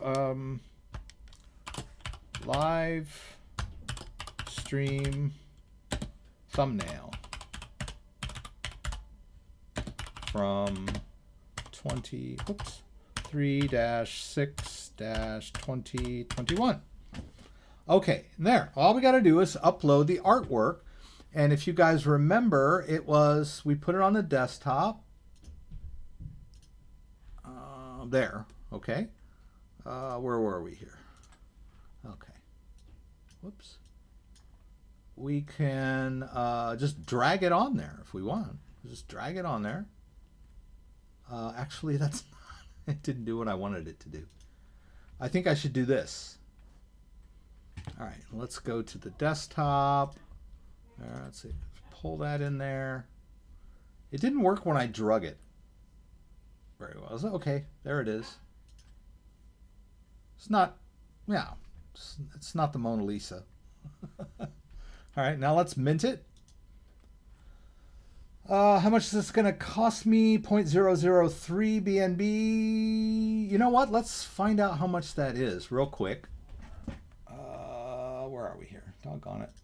Price charts. 0.003. That's not that much. Okay. Wrong network. Okay. Let's go back here. Okay, let's try that again. Oops, it's waiting for me in MetaMask. Yeah. All right, so I'm going to go ahead and say yes.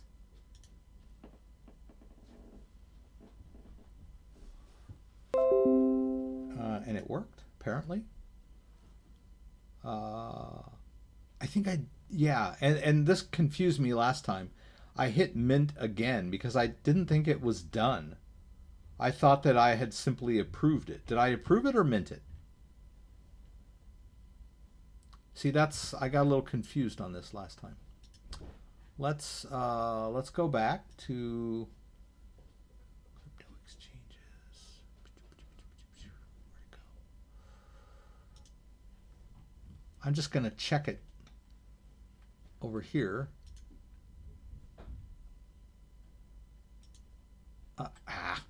Doggone it. There should be some pending, right? Okay, there it is. It's still pending. Well, which that's fine. All right, so it did mint.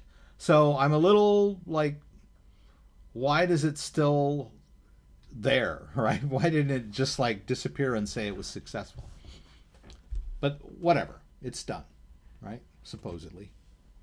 All right, and we can go over here, right? And then check my artworks. And I wish that thing would go away. But then in pending, we've got this new one that we did, and it'll come up later. This thing too, I don't know how to get them out of here. So like upload them with care so that you don't have a bunch of weird ones in there that don't look right. I played around with it. I couldn't figure out how to like delete it. I tried transferring it and it was like, oh, you don't have enough, pardon me, you don't have enough in your wallet. That was weird.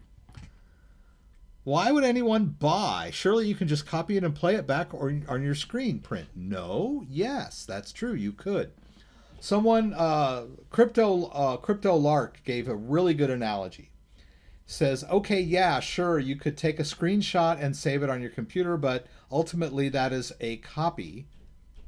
You may enjoy it as much as the digital original, but it's akin to you going into the Louvre and taking a picture of the Mona Lisa with your phone. Okay, you can look at it on your phone, but it's not the original Mona Lisa, right? So that is the distinction. An NFT has been minted on the blockchain, and I used my wallet to sign it. I have total control of that NFT, and I signed a little disclaimer that said, yes, I created this work. I did create it, right? But I mean, what's to stop me from NFTing someone else's artwork, right? Or NFTing something multiple times? I don't know. And if I were serious NFT artist and I were doing that, I probably wouldn't be getting a lot of people buying my NFTs if I were like lying, right? And like creating multiple copies, right? So it's still nascent technology. But the idea here is that this particular NFT was created on the blockchain. And now once it gets up there, it's an original, right? What happens if the host website goes away? That's a good question. There are... that is a really good question, because some of these, like this game of... where is this one? Like this Seascape. I mean, what happens if Seascape goes away? I don't know. Would I still be able to see the artworks that I purchased, right? So I bought a bunch of these, but I can really only see them when I'm in this area of the website. So that's a legitimate question. I mean, I think that you can actually see them on the Binance Smart Chain. There might be other websites that might be compatible with showing your NFT, possibly. I'll have to look into that, but that might be... Yes, you could have also limited series too, but you might be able to transfer it somewhere to a different website, or connect your wallet to a different website that would actually see the NFTs you may have created on Bakery Swap. We don't know, right? I wanted to show you guys this one. I have this pancake collectible. Now here we are, we're on the Pancake website. We're in the collectibles section. We're connected to the exact same MetaMask wallet that we were connected to before. But I can't see this on the Bakery Swap site, right? Even though that NFT is in the exact same wallet. And then that begs the question that Corporate Panda asked, what if the website goes down? Or is gone forever? Corporate Panda. Someone asked me what happens if the hosting website is gone. And that's a very good question. Yeah, the artist Bansky made an NFT version of his art and burned the physical work. I saw an Avagashi for $500,000. And are these prices sustainable? We don't know, right? Bitcoin can't even get over 50. We'll see, right? So they're fun, and they might make you some money. I have to admit that back when I did my Bakery Swap video, let's see if we can find it here. When I did the original Bakery Swap video, where we go? Oh, here. When I did this original Bakery Swap video, and this was just on liquidity pools or whatever, Bake token was less than a penny, or close to a penny, maybe a few cents. I can't remember exactly, but it was dirt cheap. and I had an NFT from where was it?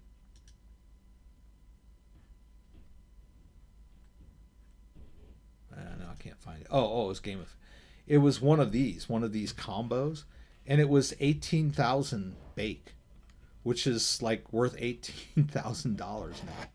But at some point, I decomposed it so that I could take profits, because at the time I was like, geez, man, I think I had made like $1,000 on it or whatever.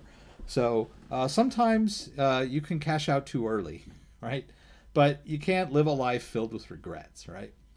But yeah, I mean, it was, but it wasn't really, I didn't sell it as an NFT, right? It's possible that I may have, if I'd have held on to it as an NFT, I could have sold it on this marketplace for, you know, a tidy profit, right? If I'd have just hung on to it, but I didn't, right? And now, of course, I can't afford to even get the most basic one, because 10K is $10,000 now, right? I can't afford a $10,000 NFT or a $20,000 NFT. But back then, they were dirt cheap. So, I mean, you never know what's going to happen with these tokens. Like if you're in on the ground floor.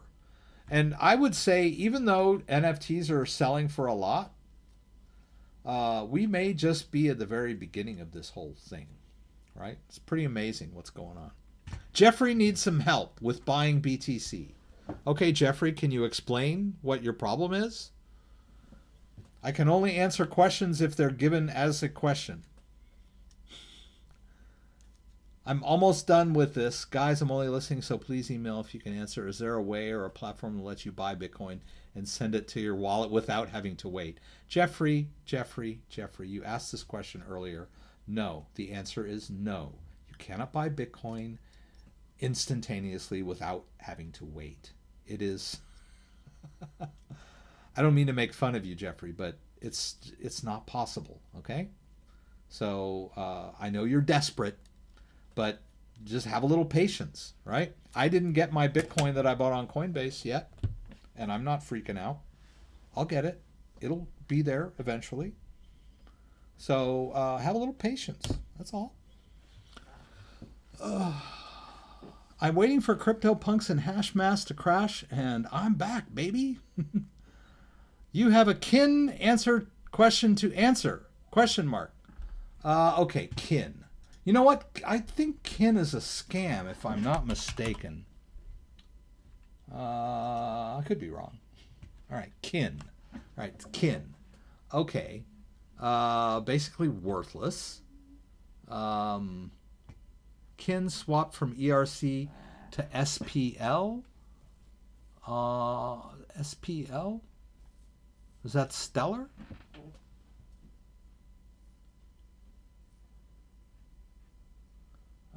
Here's what you need to know. Kin has undergone a number of evolutions since first generation. Kin, Trust, Atomic, My Kin Wallet, Hit BTC. Kin is not a scam. Okay, thanks, Scott. If Scott says it's not a scam, then it's definitely not a scam. Someone had said something about it being on the Stellar network earlier. And I'll just quickly do that for you guys. If it even is on the I don't even know if it is or not. When can you come over and show me what the heck am I doing? If you move BTC, you're going to have to wait. Yes. Sometimes it happens fast, sometimes not so fast. I've had Bitcoin that I've bought on Coinbase and transferred into my Ledger wallet on the live stream many times. Oh, okay. So Coinbase just said they sent that Bitcoin. Those bastards. Okay. All right, let's see. Let's look for the moment of truth. There, finally, it came, right? When did we buy it? I don't know, about 6:30, was it? And here it is, almost 8. So it took a while, right? We had to wait, but we survived. All right, let's take a look at that. Incoming, where is it? Come on. Where's that incoming?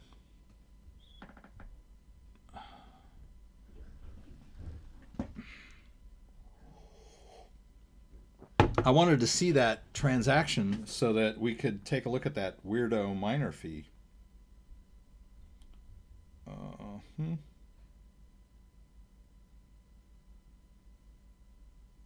It's not showing up in the list of transactions yet. Maybe because it's not confirmed yet fully. So maybe that's why it's not showing up yet. But we talked about this earlier, that miner fee. I don't really understand why that miner fee is so high and what it means, but I definitely did not pay that miner fee. It was not subtracted from my wallet or my Coinbase account. So I think we went through all that. But it did, as you can see, it's not showing up in transactions yet, but it has arrived in the wallet, right? We transferred $29 worth of Bitcoin. We lost quite a bit. In not a huge amount, but we lost some of it in the transfer. It's not a lot. So I don't remember what was in there before. I guess it was only 12. So 63 minus 12, that's not right. I don't know. I'm not going to split hairs. Okay, but someone asked me about Kin and they said it was on the Stellar network. And according to this website, it's not on the My Kin wallet. Your private keys are on Ledger. If your Kin private keys are on Ledger, there's a new Ledger app, migration Ledger guide, Ledger Live, logins, return, enable developer mode, experimental features, return to manager for Kin. All right, I can just show you that real quick. So what they're telling me is I need to install the Kin app. But in order to do that, I need, why was it telling me that? It was connected. I need to go to experimental mode, which I'm not that crazy about. Developer mode, right? All right. Now we can go to manager. Okay. Thank you, Merrick. I appreciate that. Merrick just gave me a little tip. Appreciate it. Let's turn on this camera here real quick. Come on. All right, let's allow Ledger Manager. I think I may have done this before. Someone's asked me about Kin, but so notice it says experimental down here. Kin, there it is. Okay. Okay, so I don't even know which one I'm supposed to get here. Install the Kin SPL on your Ledger Nano using Ledger Live. Open the Kin SPL app. Navigate to settings. Allow blind sign. Select yes. Log into Kin wallet. Okay. All right. Kin SPL. All right. BTC is up. It's 49,724. That's good. BTC. I was wondering about that because we had $29 when we had it in Coinbase, and then we moved it to my wallet. It seemed like there was more. Oh, it's 40 minus 12. Doggone it. What's 40 minus 12? 40. Come on, guys. 28. Okay. All right. It was 28. Took me, I had to use my calculator for that one. All right. Now, it says go to your Kin. I'm going to do this the other way around. There, Kin. All right. Go to settings. Where does it say? Settings. Oh, come on. All right. I need to get out of the manager because it keeps bumping me back out. I actually should just close manager, right? I don't need it anymore. Settings. So let's go to Kin. Oops. All right, let's go to settings. Allow blind sign. So I'm going to hit both buttons. And I'm going to say yes. And I'll hit both buttons again. All right, and what else did they say? Yes, option. Okay, we're good. We're ready. Now we go to my Kin wallet. Click on the Ledger link on the MyKin Wallet website. All right, don't get phished.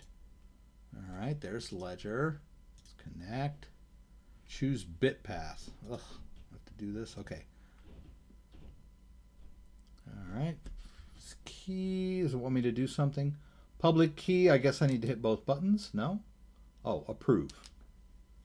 All right, there we go. Now access my wallet. Oh, Stellar. Oh, there's Stellar. Okay. Okay. All right, access my wallet. Okay, accept and, whoops, accept and continue. No kin token account found for that.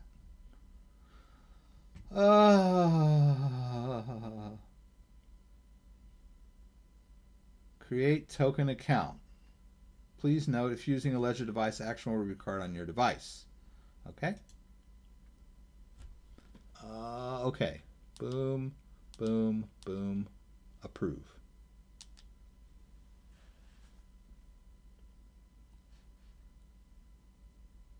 Submitted transaction to create B blah blah with a single commitment. I'm only committed to the single. Step, okay, now what? Now what does it want? Okay. Send payment. Well, I don't want to send anything. Send your kin coins to other wallets. Well, I don't really want to send anything right now. Okay. How can I just go to the wallet address?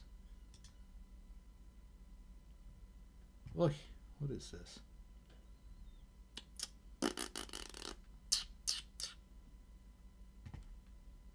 Yeah, I don't know what's going on. I should probably go back to this, right? Select your BIP. We did that. Create a kin. You'll need a kin token account to transact kin, to create an account, blah, blah, blah. After logging into create kin, which we did. On your ledger, verify the transaction, approve, which we did. You'll see your new kin token account listed, which is this, right? There's the public address. Okay, so I could copy that. Oh, I guess I could send kin from my Stellar, if I had it, in my Stellar, right? Which that would be a completely different thing, right? Let's go over to Stellar. I think it's over here. Let's do Stellar term. Okay, I need to get out of this. We need to go over to Stellar. Where is it there? Stellar. We're going to sign in with our ledger. I'm going to check my connection. Accept. All right. All right. So do we have any kin?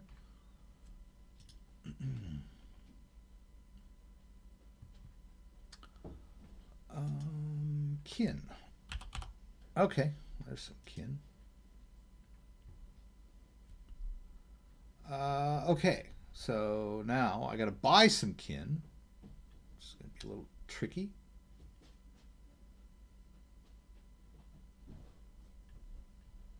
All right, there's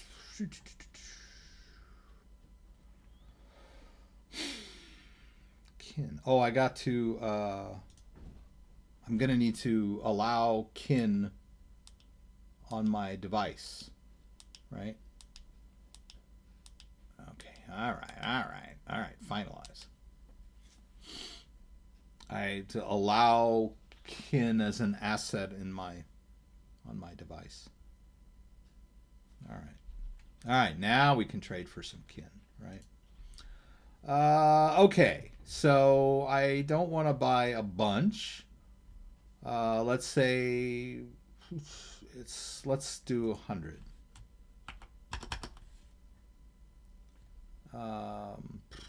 What? Okay. Yeah. See, that's the thing. I really don't want to spend a lot of money on this. Now I got to do all this nonsense and go down here and make sure that I'm offering a decent price for it or whatever. Okay, let's see. Let's see if it works. It may or it may not work, right? I've got to review the transaction. I've got to finalize. And it's may or may not give me this kin. And whatever I'm going to get is like going to be a fraction of whatever. We'll see.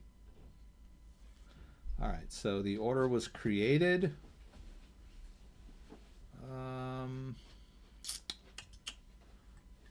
Okay. Hey, there's some kin there. All right, so I got 36.50 in kin. All right, now let's go back over here. All right, let's copy this public address. This is weird. I don't know if it's going to work or not, but we'll see. Let's go back here. Okay, send. Where? Let's there. Let's send it all. Boom. Do I need memo? I don't know. Do I? I don't think so. Let's find out. $30 mistake? Why not? All right, now I got to, oops, this account does not exist. To create it, you must send at least one XLM. Okay. Okay, let's try that. Okay. Let's copy address. Let's go back here. I'm on a different browser. All right, let's see if we can send one stellar to that account.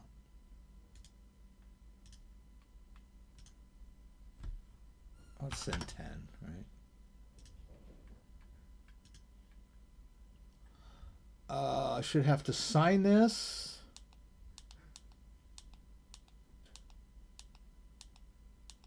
Okay, boom.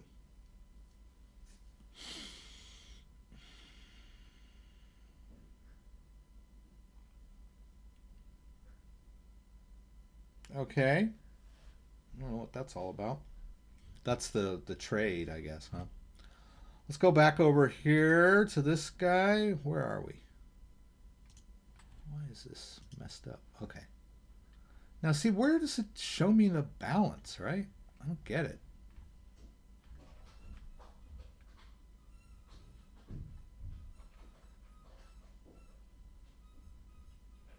It says there's no kin in there.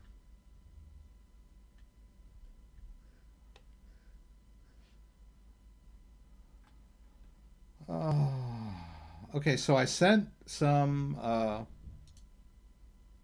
stellar into that account. Let's see if we can send some kin in there. Is it going to let me do that? All right. This might all just be going down the drain. Who knows? Right, there we go. Let's send it all. Recipient does not accept this asset. Seriously? Why not? Why not? Because the recipient. Ugh, seriously. This is what I get trying to do stuff live. Okay. I don't know. I don't know. Why can't I? It's like it wants me to send it. I don't want to send it. I just want to. Here. I just want to see the wallet and the balance. Am I asking too much?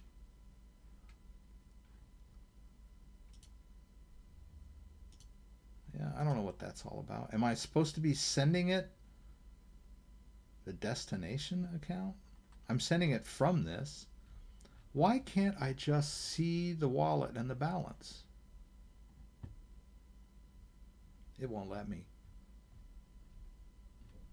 It's not a very, I'm not a very happy camper.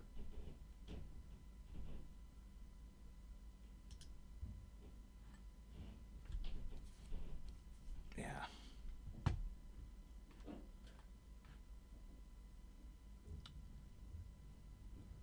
Oh, okay. Here, my kin wallet. Okay, and I thought we were in there already, right? Okay. No web USB. Oh, I'm not using. I gotta get out of this. And that was weird. I mean, like, why won't it let me see the kin? I mean, why won't it let me send kin to this wallet? I thought it was a kin wallet, right? So I like have to authorize kin. So my bit path, okay, and then it takes me right back. Oh, I gotta export the public key. Do that. It takes me there, and I hit access my wallet, right? Okay, and then I do this again, and it takes me right back here. Where is the effing balance? Right? I don't get it. Like, where does it show my balance? I mean, I know I haven't put any kin in here yet, right? 0 kin. But I did send some stellar to that address because the kid that told me that needed stellar. I probably did this all wrong. Help me, kin. Help me, kin. I don't know. I think I may have been through all this before, right? That's about as close as I can get, guys. It's late. I can't be here all night playing around with this. Anybody have any suggestions? I would give up. I'm pretty sure I'm close. I just like too tired to do it right now. Maybe next week I'll like give you guys an update. But I do know that when you're and it may have been better to try the Solana side of it, but whoever asked me the question earlier wanted to know if something about Stellar. So, right. Oh God, is this man very dumb? Oh, that's cute. I'll just hide you from channel if you're going to be an asshole. Oh, okay. I would give up. All right. Goose is still going up. Dude, all the way. It's like, so Rex is on his own world now. Yeah, here I am, buddy. Just not doing anything. I don't think you're wasting enough time on kin, Rex. Thank you. That's nice. Hey, I stayed late for this. Somebody was like, hey. Yeah, drips has been hidden. Somebody asked me and somebody reminded me, so I did my best. If you guys, I'm sorry if you weren't interested in that. I really wasn't either. But I was trying to play it out to its fruition, right? I don't like to just give up until I've tried. So we wasted 15 minutes. Thank you guys for hanging out. I'm going to go ahead and sign out now. I know we didn't do a whole lot. We did move some Bitcoin. We did play around with some NFTs for those of you who are interested in that area. I did my best to answer hopefully most of your questions. If not, then please shoot me an email down below. I apologize, but I just ran out of time. There's a lot of people in here these days, and I'm a little bit myopic. Something so bad for its users shouldn't be used. Well, what can we do? You know, it's nascent technology. I had to turn on experimental just to get the app on my device. I wasn't expecting a lot from it. But we'll see. I think I still have that kin in my Stellar wallet, though, so at least I have some kin, right? The value of the kin in my Stellar wallet might go up, and then I can sell it for Stellar, right? So you can manage your kin right in the Stellar wallet. You don't even need to use this wallet if you don't want to. That might be the better way to do it. All right. Anyway, I got to go. It's late. Next week, 6 p.m. Eastern Standard Time, please join me again for the live stream from Michigan where you can throw out questions. I'll do my best to get them answered. We'll move crypto around. We'll try things that work or don't work. We'll have a lot of fun. Join me again. I appreciate everybody hanging in there tonight, and hope to see you again next week. If you like this video, give me a thumbs up. If you'd like to subscribe to my channel, I would appreciate it. When you subscribe, there's a little bell that you can click that will allow you to be alerted whenever I post new content. Once again, thanks for joining me, and hope to see you again soon.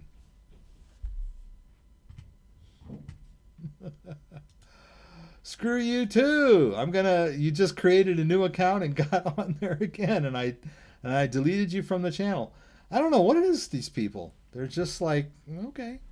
I've got thick skin though. People can call me stupid and old and ugly. I don't care. Go ahead. I love it. Anyway, gotta go, guys.